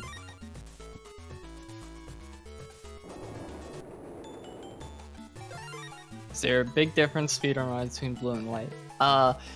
The big difference are the fixed fights in the shops, so it ends up being a pretty big difference. There's the unique style to each version, but you'll never ever get those. You always want to use ground start. Always. Never's a strong word. I've seen Kilios get shadow style, and I've seen someone get ground style. But other than that, like once. Once is consistent. I got ground style on 7 stars once. So Because I got went that. out of my way to do it too. I mean, it's blue version, early invis, it's a strat. Alright, so Lan felt bad about helping, being complicit in setting the internet on fire. And so he goes and talks to his dad and Chad makes him feel bad, but we're okay. He gives us black mine and then says you should sneak into the internet, which sounds like a pretty good idea, so we're gonna go do it. Because the only way to get into Undersquare is to act like a bad Navi, and the Black Mine Navi Customizer program will let Mega Man do it. It's the equivalent to hanging out with Needleman for an afternoon. I beg one's pardon. Shout out to Network Transmission. Thank you, Fat Kid. Ow. Is Network Gotta go Transition find the this. game where Mega Man dabs? Yes, it is. I'm pretty sure that does happen. Andrew. God damn. Kid hand animated that scene. So we're going back to Internet 3. It's mostly the same thing, but once we get there, we start, like from this point on, I think it's some of the best parts of the speedrun, because the fights get a lot tougher, our folder's a lot better, and we're going to finalize our Navi cuss. Oh, somebody brings up a good question. Does the whole RNG system change in the BN4? From 4 onwards, they game. save the RNG seed in the save file. RNG minip is still possible in 4, 5, or 4, 4.5, and 5, but in very limited ways. Yeah. I ate it. They changed how many of the underlying mechanics work in each game. It's kind of interesting. Like in 1, very simplistic, very abusable. In 2, they made it to where RNG advances in more places, like on the title screen, so we don't have as precise control. In 3, they split RNG into 2 different values. That's why we have RNG 1 and 2, soft and hard resets. And here we're finalizing the Navi cuss. We're putting in Black Mind and press Sneak Run, Full Cuss. We have all the main programs in. Once we use Black Mind, oh, I guess because we didn't pick charge, we don't need the buster, we're focusing on damage. And Kilos is entering the modules code Cartoon Network backwards DJ U2 every morning. And this What? gives him an additional 1,000 hit points, but has the side effect that every time he steps off of a panel, it's going to turn to poison, which means that in fights that have cracked panels, he can actually fix them. Mhm. And even though his HP is going to be draining, there's pretty much no fights that you want to take long enough that you're going to actually drain 1,000 HP from standing on poison. The fact And- that you can recall that so fast is just mad. Well, how else do you memorize CNDJ U2 EM? The letters, I don't know. Oh, okay. He's got a point. So, kid just enters SJH when you EKA. Alright, now we're going to go fast. Yeah, exactly. And that's where the full energy comes in. So this is a gauntlet of 4, and our folder and Navicust are pretty much finished. And with full cust on reg and the folder that we have, nice. And so that's the Omega Matar. It's funny, he cracks the panels, so after the first attack, he can't hit you because he cracks his own panels, which stops his own attack. Pretty funny. He's not the brightest. And These this, Omega Virus fights are a lot of fun, I think. yeah, the run gets good here. Oh, those Yes. moles are not cooperating. Gets better? Is that unacceptable? I suppose. Yeah, moles still suck. Oh my god. Just punch it in the face. No, what? It's got Okay, a he'll- style on them. He'll eventually step on enough poison. The ball moves like 4 to 6 times and then jumps. I think it's random. Also, like save. He's got 1300 health. You never know. At least when they get to Dominad.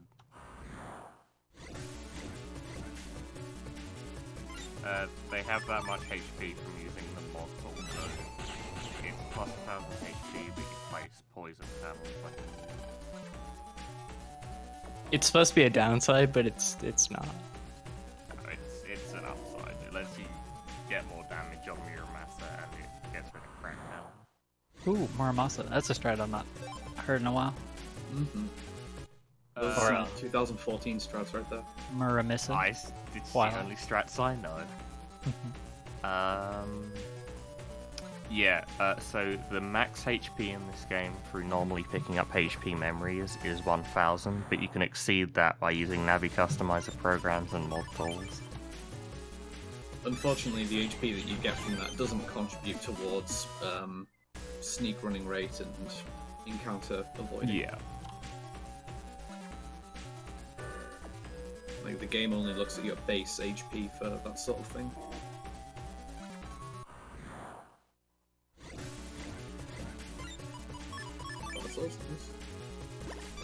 I believe I'm right as well in saying that for the purposes of the chip draws just being randomized at this point, I think the game weights more heavily the chips that are near the top of the folder, if I'm correct. Yep, it does that in all the games, just due to an RNG quirk. That's crazy. You're 3 times as likely to draw the chip in the same folder slot as it's in. So this is Radio Omega. That was a foolish decision. Oh, he's angry. Oh, yeah, here we go. Oh, he's going divvy. You got Ponchan. What? Yeah, this guy's a bit of a problem, please. Achilles is just letting us see how angry this rat is. Dude, what? Angry. Alright, we win. Ponchamp saves the day.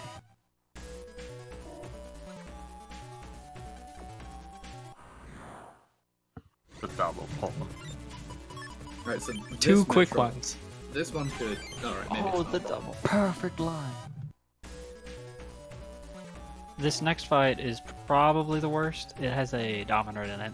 Paired with a Metroid, it's very hard to hit either of them, depending on where they go. Ooh. Buster shot, copy damage, step cross. He's throwing, dude. I was hoping for Gut Straight. Gut Straight would be really cool. We got 2 in the folder. Alright, he stands in the front. That's an easy hit. Unfortunately, the Dominard's probably gonna... Ooh, that hurt. Okay, that's fine, yeah. Well, we're gonna get to show off the benefit of poison panels. Oh, he's gonna punch him. Right in the face. So, Getting one. Dominard, that one in particular, after a while, we'll use Geddon 1, which normally is bad because then your panels are cracked and you can't move, but we just turn them to poison, so it doesn't work. Easy. And it's like these fights are pretty different in the white version, so one of the bigger differences between the two. And in this one is pretty funny. In white, it's just 3 of the Yort Omegas. So it's just like a whole bunch of yo-yos all over the screen. It's the I think hardest these fight in fights the are game. generally quite a bit harder in white version. Yeah, the fixed fights I think in general are harder in white. It's like Yeah, one of the- the fights has like Metroids and like rocks placed in random places. You can actually get yourself artificially area locked, and it's like, well, now I'm dead. Yeah. I remember seeing that happen to someone. I wonder who it could be. Probably me. Yeah. Maybe Draco didn't see that. There's probably a clip of it somewhere. I hope not. I think a lot Alias. of people have died to that. Ilios has some really good clips from first running this Oh game. yeah, from the real early days, he has some Yeah. great clips.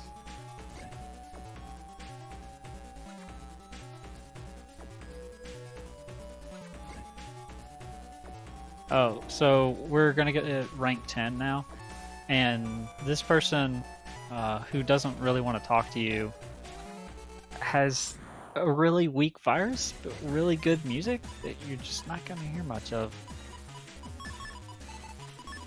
Except Kilios is being nice and letting you hear it for a little longer. Oh, we're gonna rock shot the trumping Nope, apparently not. eventually. Unless we wait. That's worth it. It's intimidation. He's like, do I jump? Do I do it? You fell into my trap.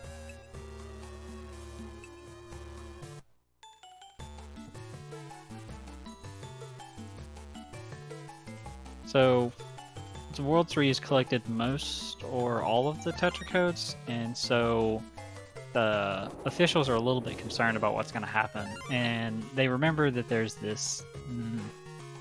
I don't remember. I think what do they call it? It's gig freeze.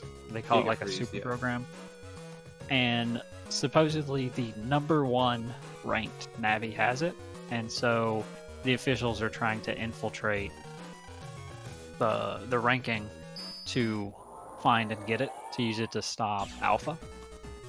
But Proto Man is too well known in the internet, so they have Lan and Mega Man do it instead. So that's why we're trying to get to rank 1. We got an email from Mail though, and she said, "Hey, come to the zoo, kiddo." So we're gonna go do that real fast. Hold up. I don't think it Black Mind to Proto Man. Because he's too well known. Yeah, I think it's less the attitude and more the recognition. Yeah, because I'd recognize Proto Man. Oh, copy damage, step cross. Ah, but he's got Vast Sword. Always waiting on Terra, Vast Sword. don't backseat speedrun. It's the manip strat. It's so good. Because again, the Vinies, as you saw, are only vulnerable to fire attacks unless you use copy damage, which ignores armor and other like defenses. I see slash.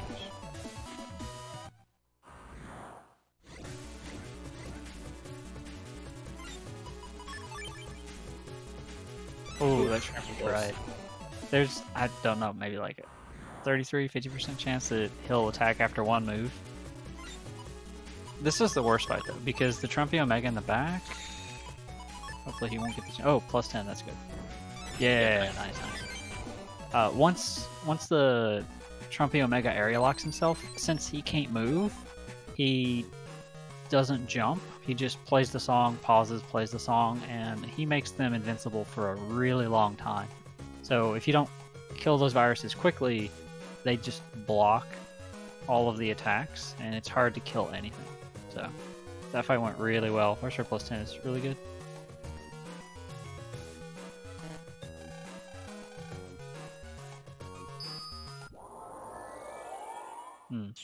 So now we need to get rank 9 and 8.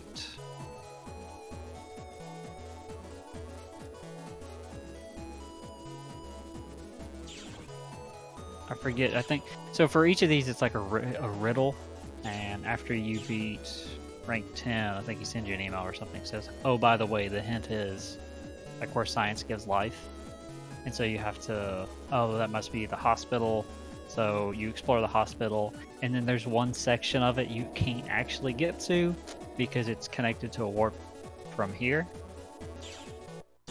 And then you talk to the guy, and he's literally just says, I'm bored. Here, you can be rank 9 now. What a trooper. Oh well. So now we can go to rank 8, and the hint is Red New 3. Whatever that means.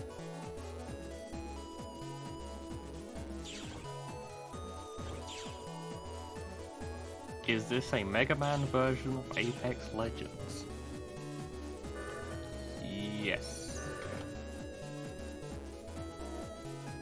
Except instead of 100 ranks, there's only 10. Exactly. It's the abbreviated version. We couldn't fit all 100 people on one GBA cart.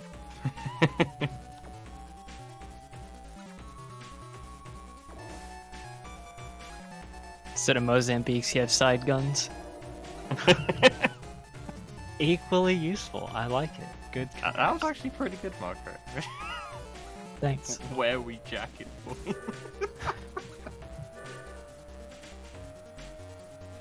God damn it. Kids having a good time. Okay. Sorry, that's really stupid.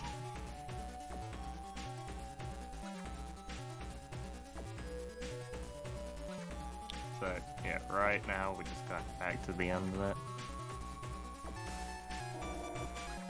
Because it turns out red new 3 just means under 3. Yep. Oh Double my you. god, I finally get that. Same. Deja vu. And it turns out that Gar, the rank 8 Navi, is someone we've already fought. Only he's going to be much more aggressive, but it doesn't matter because we have Invis and Varsword. Yep. And Invis is important because we don't have super armor. Never mind.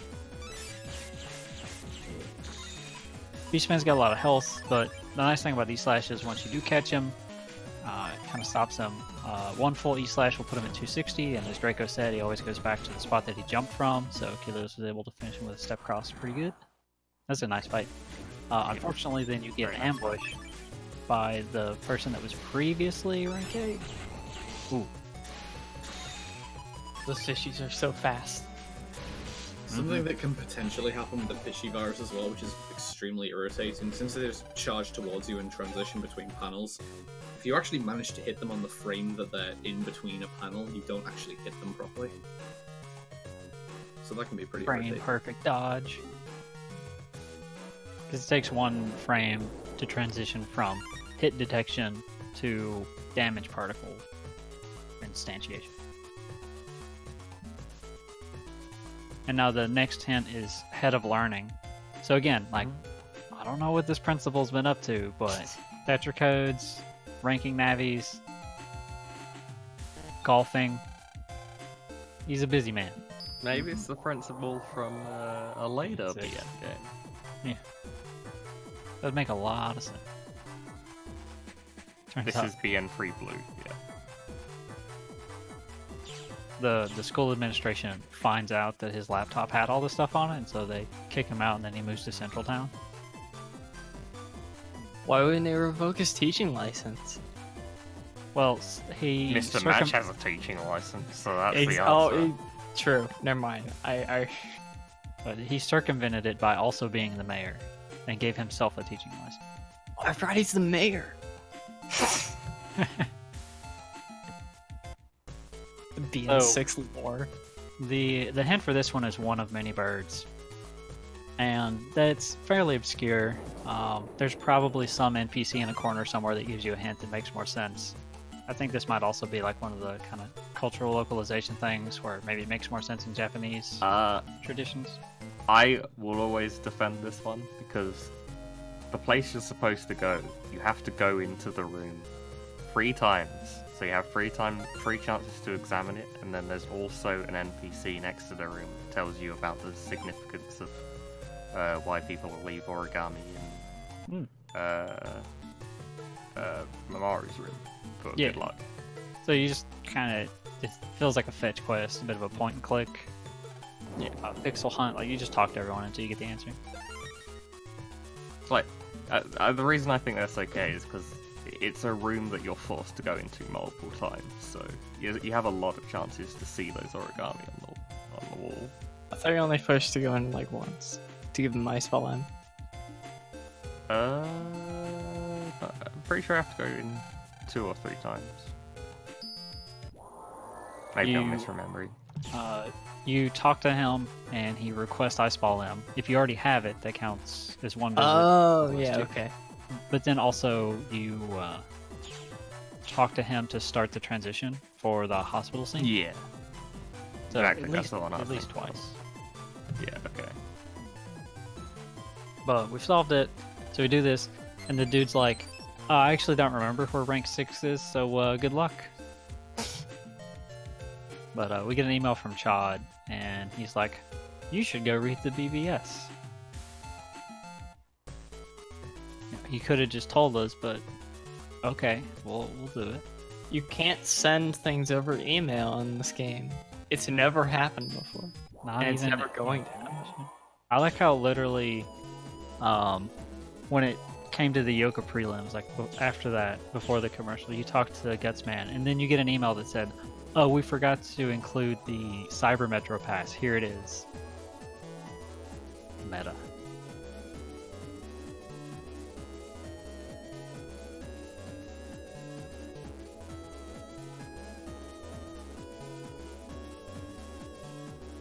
And this is where one important distinction between the Japanese version of the game and the English version of the game. Mm-hmm. After you read this, it sets like progress flags, and you're supposed to go to Internet 4 to fight Copyman, which we're gonna do. But in the Japanese version, you can skip this and just go straight to fight the rank 2 Navi, who's available like in the Net Battle Comp, where the N1 Grand Prix took place. So, just like a little oversight. They fixed it when they translated and localized the game. It saves maybe 2 to 3 minutes, depending on encounters and manipulation and how the boss fight goes. It's kind of a pretty far trek for Copy Man, so... It's slightly unrelated, but a quick little note to people have been discussing in chat about Battle Network PvP, and has anyone ever really done PvP in this game? Is there a PvP scene for this? The most PvP I've ever done for this game is literally at a GDQ with these guys. We do PvP at GDQs. Yeah, it's So- pretty fun. Come to GDQ and we'll play. Yeah. And then also, like, shoutouts to the N1GP community. They have their own Discord, and they do a lot of net play for Battle Network. So if you're interested in Battle Network PvP, they focus on 6, but they still play, I think, daily. And they periodically do tournaments and stream it. It's a very active server, surprisingly active. Yeah.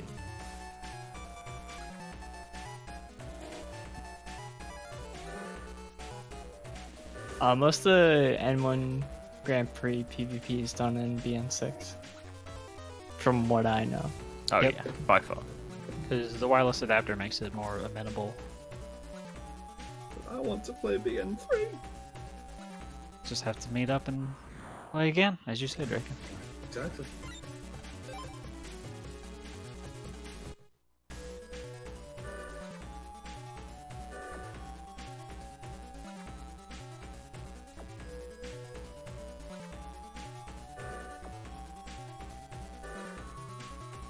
We're about to make it to Copyman, and he's rank 4? And he's got... No, he's rank 3, and he's got 4, 5, and 6 helping him out. We go to this corner, you get ambushed, Gutsman saves you, and then Copyman copies Gutsman. And so now we're fighting Copyman, not Gutsman. But, No, Gutsman was the rank 3 Navi all along.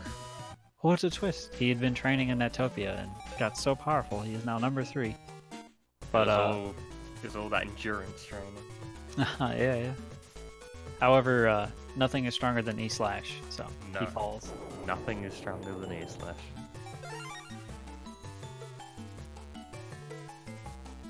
If you get that version of Gutsman low enough, he'll do the thing, and the thing might kill you. So fortunately, he didn't do the thing.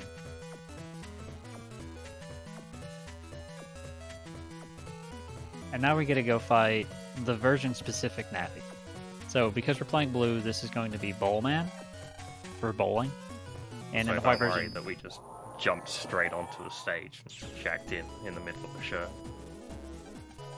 They can just edit it out later, it's fine. Yeah, it's fine. it makes it more exciting. Bowlman, separate. E/ is still the best option. Bowlman moves a few times and then he does like a Gatling gun bowling pins at you. But we might actually see it. Maybe fast gauge, maybe not. You can interrupt it with an attack.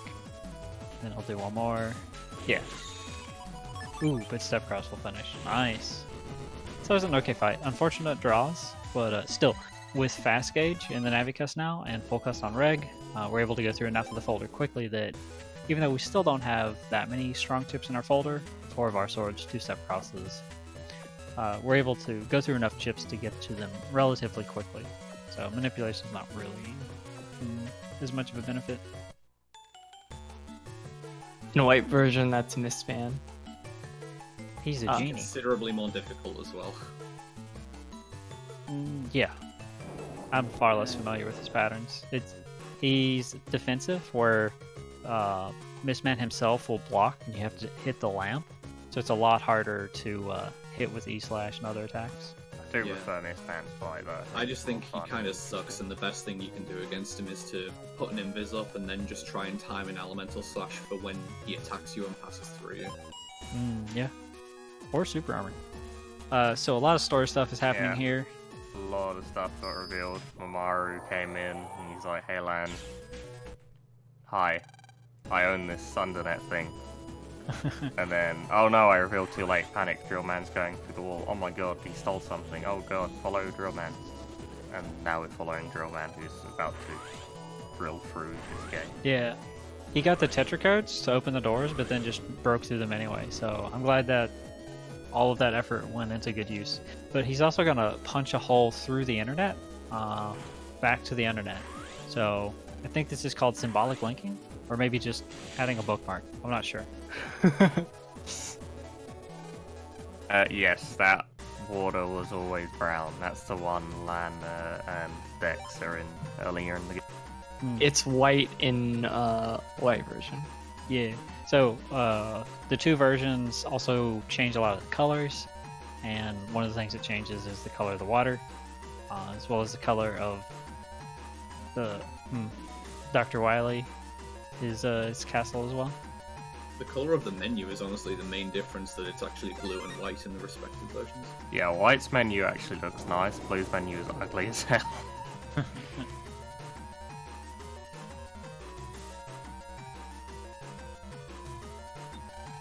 Yeah, we are following Drillman's trail. Going through there will bring us to a new area of Undernet we haven't been yet. And that will bring us to near the end of the game.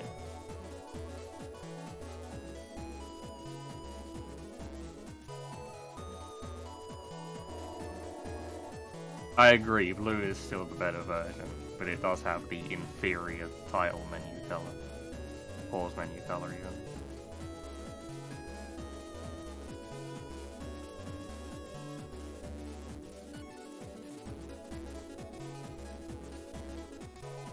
Oh, it's inverted menu colors. Alright. Which Battle Network had the Mega Man voice lines where you sound like a surfer dude? Double Team BS.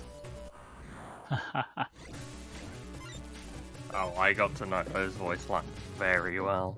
You have email, Lan. You have email, Lan?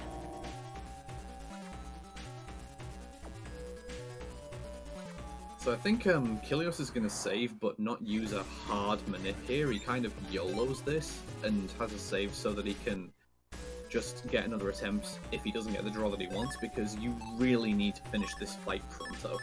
If Drillman gets to move, it becomes borderline unmanageable due to just the way he behaves, and he's hiding most of the time. He has a frontal barrier. Interesting. He's done this before. What a champ!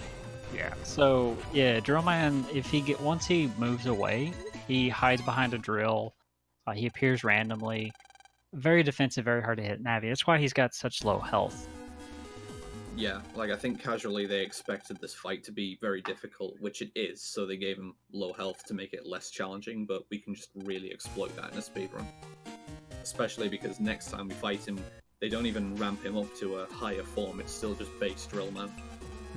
Because casually he can be pretty difficult, and that's why like one of the strats originally was just tank a lot of damage and then one-shot him with Muramasa.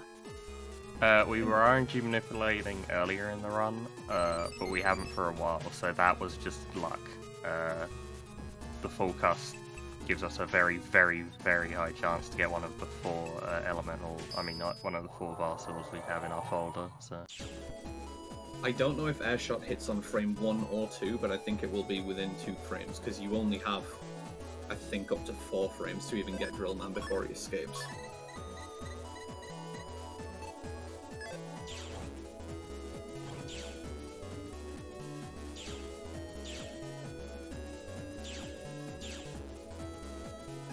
So here we had to read an email, so that way Protoman would appear to give us the thing that they should have put in the email, but they didn't. Maybe it was too dangerous for the email. For security. Alright. Why didn't Drillman just email Alpha to Dr. Wily? He didn't have a good enough compression program to fit the internet in an email. He needed Beardman to do that for him. That's true. This is essentially the final day. Now that we got the invite, we're going to go to the official meeting, and as soon as we get here, they're like, oh good, the protagonist has showed up, everything can fall apart now. So we're going to go back to ACDC because Alpha has taken over the internet and everything connected to it, and it turns out everything is connected to the internet, so Alpha took over everything, including the tanks. Small detail there.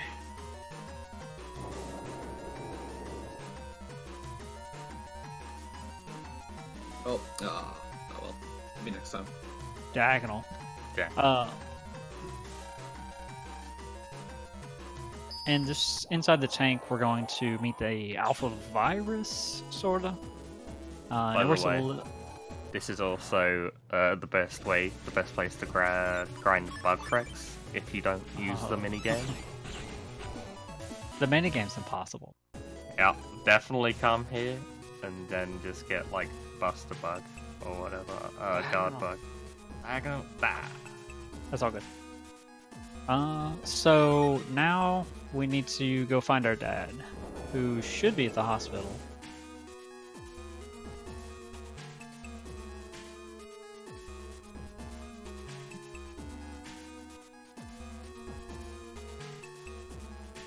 Yep, he's still in hospital from when Scilab was kind of on fire. Oh my god, you can take the door there. Why have I been taking the elevator all this time?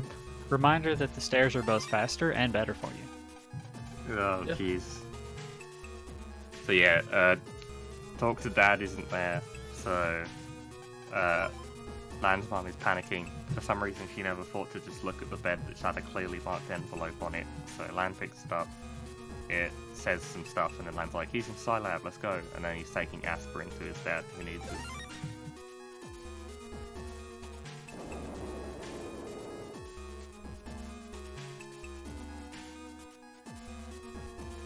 His room is like up the elevator and in the back, I guess. I thought this was a supply closet. Dad's got a whole lab in here. The stairs are closer than the elevator, and for some parts of the game, there's an NPC that walks in front of the elevator at the exact perfect time. So just generally, the stairs is faster. Yeah. So, you know the location of the World 3 base? It's out on an island somewhere. So we look for a boat.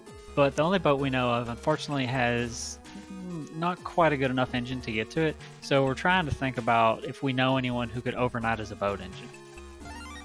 Oh, he's No. talking to the maid that gives you spin purple. I thought it was spin orange. The most important item in the game, spin purple, for the one purple Navi part, which you don't even get in the run. Amazing. Yep, so we need a new engine. Let's go talk to our rich friend. It's like, Hello, rich friend. I'm Hey, not even yo. going to look at you while talking. Please give me money. it's a great conversation. It's like, hey, Yai, could we have a boat engine? And she's like, what for? Oh, no reason. She's like, sure. She gets very upset that you don't trust her enough to reveal the information of where you are. So this is the end game that we're coming up on now, and it's kind of a weird contrast that up to this point, movement has really been an afterthought. You can pay attention to your movement throughout Mega Man Battle Network games, such as minimizing turn frames and whatnot, since it costs a frame every time you change direction, but the movement in the Alpha comps is super important because there's all these claws throughout the network that hang around above you, and if you pass under them, they just grab you, teleport you away to prison cell sort of place, I guess. But some of these can be ridiculous to dodge Yeah, pretty quickly. indeed. Two, especially. Oh, grape soda. Yeah. So welcome to Dr. Wily's grape soda factory. And the elevator's broken, so we have to use this really cool chair. Well, Beardman does. The electric chair, apparently. Unfortunately, it's a one-time use chair, so we're just gonna take the elevator. He'll be fine. We get to use the elevator now. He charged it. So now these are the alpha comps, and some of the best music in the game. Use bashing A. And these claws, again, as Draco said, if they catch you, they take you to a location. It resets your step counter, which can be useful, but for the most part, we want to try and avoid them. If you get a random encounter at the wrong time, it can be pretty inconvenient, end up getting you caught. But then also, there's these hidden pools of alpha, the like viruses that we fought earlier. And if you run into them, it's the same as getting caught by claw. Will take you back to fixed location. The Yeah, hitbox are also circular, so if you time it right, you can clip around them off of corners. It's kind of tight. There's 2 places in particular that we go for that, and you have to get keys to open doors to get to the end of the comp. So if you ever see any weird movement, it's because he's avoiding one of the hidden pools of alpha, which you have a Navi customizer program that makes them visible, but they're in the same position every time, so Killers just has them memorized. This is the area as well where I was mentioning it's unclear what the actual best HP mem route is. If Helios had 820 max HP at this point, he would be able to sneak from encounters in this area. As Tara was saying, it can be up to like 10 seconds per encounter, depending on how many viruses you get in it. And even if it didn't lose that much time per encounter, it can still be very awkward getting an encounter in an inconvenient spot. If you're very close to a claw, it can cause you to accidentally get caught by a claw. He showed the kick. Nice kick. Yeah, but Draco is definitely true about that. Where it's like hospital comp, it kind of washes out to be even, but you need so much more. Oh, and Dex threw that rock. It was a nice toss. You should clap for the NBA. But this is probably the worst one because none of the cycles line up good. Yeah, it's Bubble Man's comp, and conveniently it manages to be the most annoying one. What a coincidence.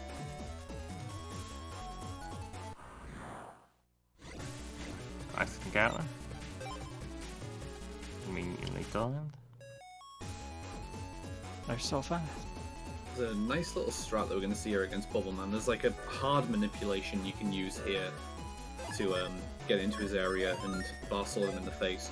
Or alternatively, you can put up an invis and let him do what we didn't let him do in the first fight, which is put bubbles on the field. He can only put 3 bubbles on the field at once. So if 3 bubbles appear and he just sits inside the 3rd one in the front row, no more can come out, so they don't have an opportunity to block his shots. Ooh. No, this can work. This is the ad surprise, man. Well, we got the VAR swords. 1 invis is tight timing. 3 is ideal. The bubble. There we go. Oh, it's a champ. Just knocking out Good those job. flashes. It's not easy to do, No. especially under those circumstances. But it's like Bubble Man because he's got the rock, because he's got the bubbles. Very annoying fight, hard to do fast, but setups like that can just barely work. There is no shame in these comps in can taking do periodic that? safety saves as well. Yeah, you can just barely make the 1 cycle and skip the left corner. What the heck? Round hitbox. Also, mash A. You can probably go the other way around the circle if you mash. Yeah. Task can do some ridiculous things with these claws. By Oh, delaying isn't them. the other way got Alpha Mind tracking? Yes. I was mostly making a joke, but you're probably right, kid. Okay, well. I only know that because These I run claws- into it every time, so. Yeah.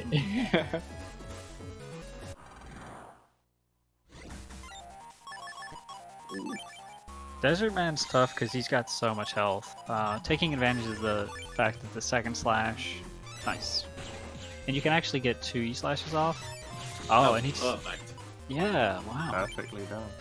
So he's got a little bit of health left, iframes, and then step Gorgeous up. fight. Very well done. Very well.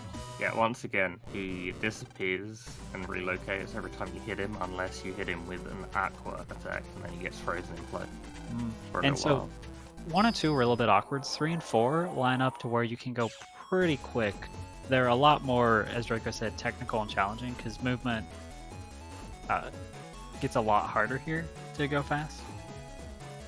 And Yeah, we are going to there's- do there's some corner cutting that Kilios is about to do Yeah. to get to one of the keys sooner, but then you also can definitely work with intentionally being caught on the way back, since it teleports you halfway back to where you need to be anyway. Nice. This has been really clean so far. Jeez. Yeah. And if you don't get a random, getting caught can be faster because it resets your step counter. But just also, this is the strategy. He reset his step the counter. hit detection on where the claws are even going to get you can be a bit wonky in itself, because depending like where you are on the shadow, it doesn't necessarily correlate with exactly where the shadow is. Oh, I like that every time Kilios gets back there, he just winks it. And this sort of position is exactly why I don't want encounters in this area. dude, Jeez. that was nice. Good job. That was a really good. The Yeah, that was ending good. is pretty awkward. Okay, super swords. Oh. So again, damage boost to get the iframes. Super armor is the future. Oh, I use a much more extensive RNG manipulation here, but it's probably not worth it with all the folder editing you need to use. depending on if you do gamble manip. Like if this is your folder, you can get away with a whole lot. Oh, and again, because everything is like star coded now, and B coded bar swords, it gives you a lot more options in what you can take. Cause look at that, 3 bar Yeah, swords. exactly. He took air shot because the bottom candle the second time always goes back to green. Takes it out, and then he's got orange and red. And Yeah, orange man. causes. He could have for even those afforded to background just bugs. use another VAR sword on it. He could have just Yeah. zero sworded that thing. that's true. For those that don't remember, orange causes. Wait, is it orange the one that causes the firewalls to rotate around, and red Yep. the one that Yeah. The heals top them? one Red can- is it gives him HP regen. Yeah. Okay, So this the is drill last man alpha claws. The best way to describe this comp is that it's really weird. It can go so Some of- fast though. Some of the placements of the claws are very jerky, some of them are very fast, some of them are very slow. Like, there's just a lot of variety in this. And the Wanna make final sure- corridor can be trickier than it You looks. run up. Everyone knows there. If you Yeah. run up, you can get through both of them. Even I know that one. Not everyone does. Now I know. everyone knows. All of you know. I hope when so. you start running Battle Network 3 and you get to Alpha Comp 4, just run up. Not only is it faster, it's the easiest. I want way to see if do it Kilios as gets well. his first try, because this is trickier than it looks, this hallway, unless you're following some specific visual cues for where to hide. Yeah. This is the last little claw section. My first instinct when I get here is to always immediately go south and go. There you "Oh, go. wait, See, this yeah, is the wrong way." it's never first try. Never Ah. first try with these claws. Unfortunate. Never first try drill, man.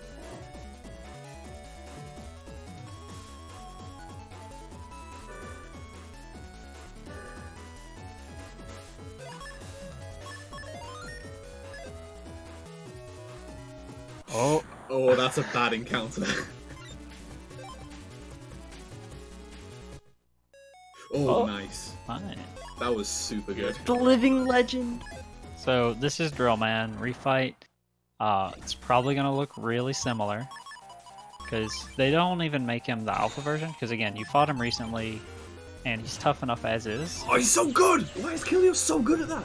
He's really good at that. And now save, and this is the final fight. So we're running up to alpha. Once you cross this door, you do a pulse transmission and like cross fuse with Mega Man, and so now you're full synchro. Yeah, basically, Oh. Lamb and Mega are like one in the same. Oh, Oh, he Yeah. wants to show that. Alright. so you know that thing with the globe with all the like little lightning in it that you can touch your fingers to it and it'll like go to it? Basically, Wily made a big one of those, and that represents alpha. Basically.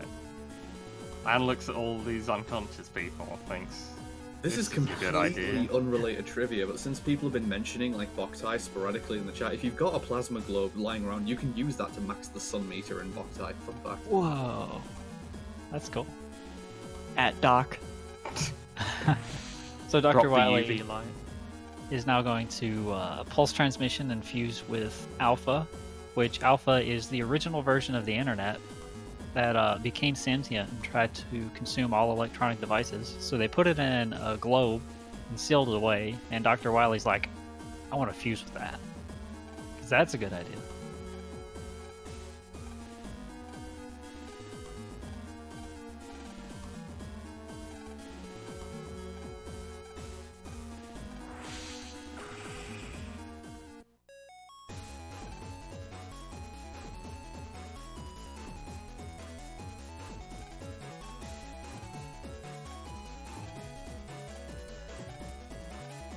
Land's gone digital. Anime. Now we're gonna. Feels like that scene in Willy Wonka in the Chocolate Factory. Hopefully it ends differently though. Dr. Wily's grapes out of factory. Yeah. So, random encounter. That's unfortunate.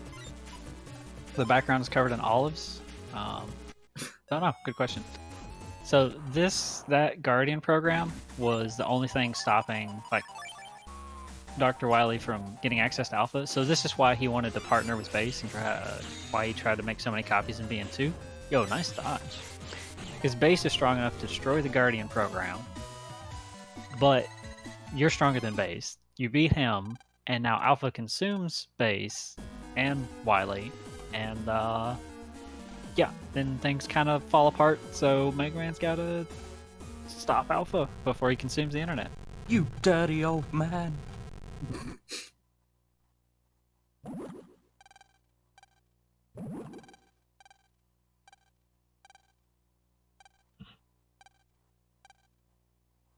Oh, that's not according to plan.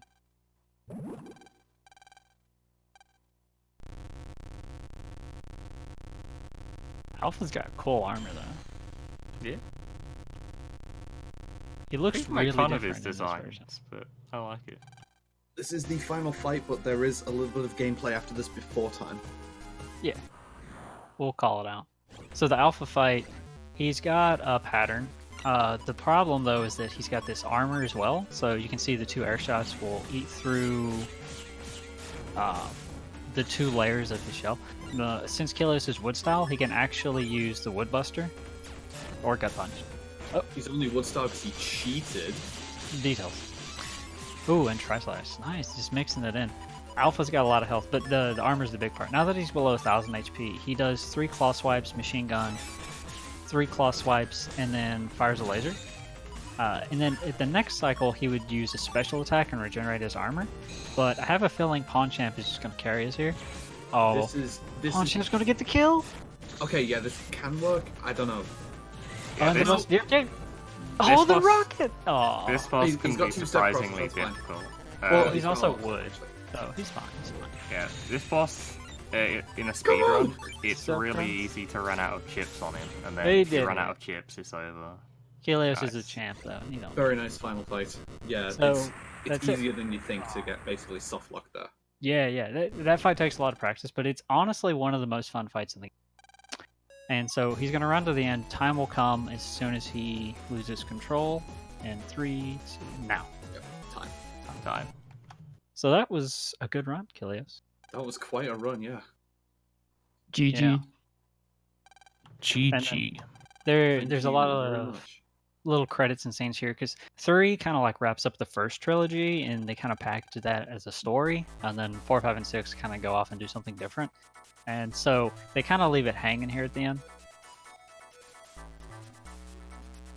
It's got a lot of really nice scenes. They use all the animations from early on.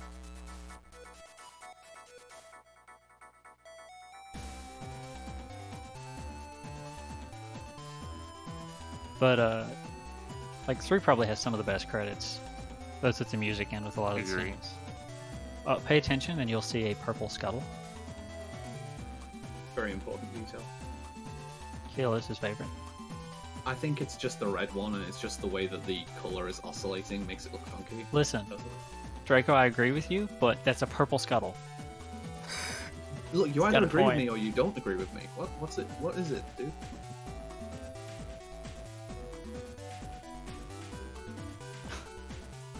Yeah, very, very tasteful.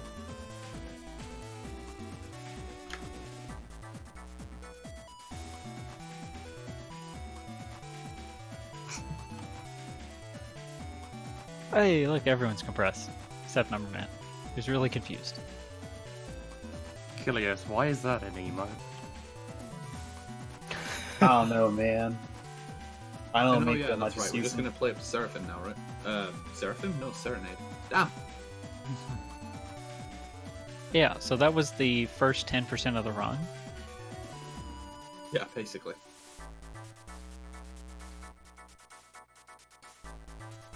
Look how quick he goes down the ramp. And they're at the bottom. Oh, and early on, Lan said, Mamoru, once you get better, we'll net battle. And so they're finally net battling. Mamoru's just gonna get owned. Like, that's not gonna be much I fun. mean, Mamoru's probably going to say, and here's Freeze Man, and here's a Giga Chip. Oh, here's Higsby. He's the best guy. He is the best. No one else has a chip trader food. Sorry, I was doing it in time of him placing the chip traders. Well done. Oh, and this is cool, because this is showing off a section of the internet that you've probably not been to. It's kind of a also little... a sneak peek. Yeah, a little bit of foreshadowing. And then Wily with his big plasma globe again. Mm-hmm. And he was only able to get 4 people to help him. That's quite a lot for his stupid plan, to be honest. For an organization. And base.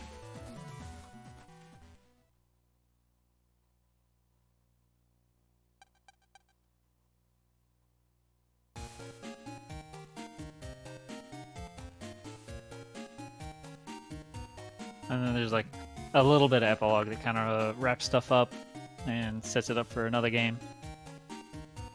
Or just a continuation of whatever the story, however you want it to go.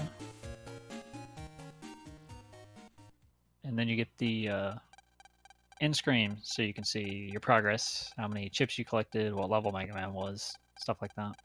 Yeah, there will be more BN tomorrow. And once the end screen fades out, that's when the game officially writes to your file the star icon. 307. So now you've got the first star, and then there are 7. There's a post-run tradition here where we have access to mod tools. So Achilles is going to enter a very specific code, SJH1UEKA, and then just kind of enjoy. How many of these is he doing? Just Oh, I went to all that the perfect- university gym the other day. Oh yeah? How was it? I think I pulled a muscle. Not only on porpoise, I hope. I thought that when you heard that one, you just clam up. No, but if we keep this up, our players may get crabby. You're right. Can't we just squid while we're ahead? I believe you got the actual worst one. Yeah, I'm so happy. the origami one's at least kind of funny. That's A couple funny ones. I like the grandfather PET one. Oh yeah, cute. And then, so there's a few. Kilios is gonna go walk through a tank correctly, and then we're gonna show off a glitch. There's a few in the Battle Network games, and some of them are pretty strange. The one we're gonna show off is called the Null glitch, and it basically disables Mega Man's ability to interact with objects, which looks pretty funny in practice. So diagonal, like down left, into the tank, or upright. Just pick a direction. And then you got... We try. Harder than it looks. I'm gonna make a tutorial for that. I don't understand. The most important tutorials for running this game. Oh, speaking of, if you are interested in the Battle Network games, and you want to consider speedrunning them, each of them is different, and there are multiple ways to run them. Like with Battle Network 1, you can use RNG Manip or not. Those are 2 very different runs. And for... One's got a Manip tutorial, 2 has a single segment tutorial, 3, White has a tutorial that kind of covers the basics of the game. And I think 6... 6 also has a tutorial now too. So does 5. Oh yeah, so it was 5. So Kilos demonstrated there that he was... You can't... Those panels are one way. You can't run back over them. And then you saw press pass earlier. But there's something really weird when you talk to... Oh, did he get it? No. When you talk to certain specific things that have interact options, like the Metro Progs or the Time Trial Navis, and you do a quirk with your movement, you can enter what's called the null state. I Takes just a want few to say, This one also has a tutorial. If you die here, it's not your fault. It isn't. It's RNG. I agree. It's just the way you say it. Yeah. Yeah, this thing's not cooperating at all. So Yeah, you same have thing this to one. you have to talk to the Mr. Prog and then 3 frames later turn around. So I actually Kid would probably be pretty good with this because I think you just press it at the same time at that point. Itching my head out of frustration. Furious.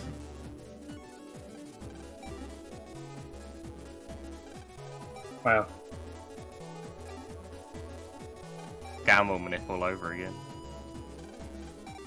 This one's easy. It's a frame perfect trick. If you can't get it another minute, we'll go ahead and wrap it up. But again, if you're interested in these games, we have a Discord. And Relcoon or someone, if you wouldn't mind, posting a link to the Team BN Discord. Or did he? No. But there's a small community of us that run these various games, as well as the Star Force series. And tomorrow at 7 o'clock, we're going to do a few more runs. Mabel will do Network Transmission, Rish will do Star Force 3, and Dallas will do Battle Network 2. So you'll get to see more of the different possibilities here. And oh, wait. Looks like you How'd got you get it? Cool. Oh. So the Hey. thing, yeah, you can just walk over stuff and it doesn't interact. So you can walk backwards over the one-way panels. Warps don't work, but the best part is the press path. So yeah, consider joining the Discord, and all of the runners hang out there. So if you have any questions about getting started, definitely let us know. There's a BN Strats. There's a link in there to various resources, some of the tutorials.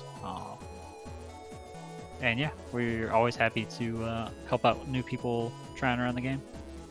It'd I be think that's everything. So you're Yeah. looking at Mega Man never needed So- press in the first place. This is Uh-huh. quite cheap. yeah. But that's pretty much it. I hope you enjoyed the run. Thank you all for watching, and we'll be back tomorrow at 7 o'clock with more stuff. And I think otherwise, Kilios, thank you for running. Anyone else got any shout outs? Yeah, I was gonna say, do any of you guys have shoutouts before we go? Nope. Shoutouts to you guys for putting this on. Thank you very much for these opportunities. So I do want to cover a few things real quick before we go off. First, it's just a reminder that Hotfix is funded in part thanks to subscriptions. We'd appreciate it if you consider subscribing to support future broadcasts. But like he said before, we've got more Battle Network tomorrow. On Wednesday, we've got X5 and X7. And Friday, we've got Ape Escape Trifecta. And then Saturday, we've got the Mega Man Relay Finals. And you can find more information on that at joka.com/megamay. Reminder that if you would like to submit games for consideration for the Community Spotlight, you can go to gamesdonequick.com/hotfix/spotlight form. And next week on the Spotlight, we had a vote between Gravity Rush Remastered and Sly Cooper, number 1, and Gravity Rush Remastered 1. So we're going to be having that next week.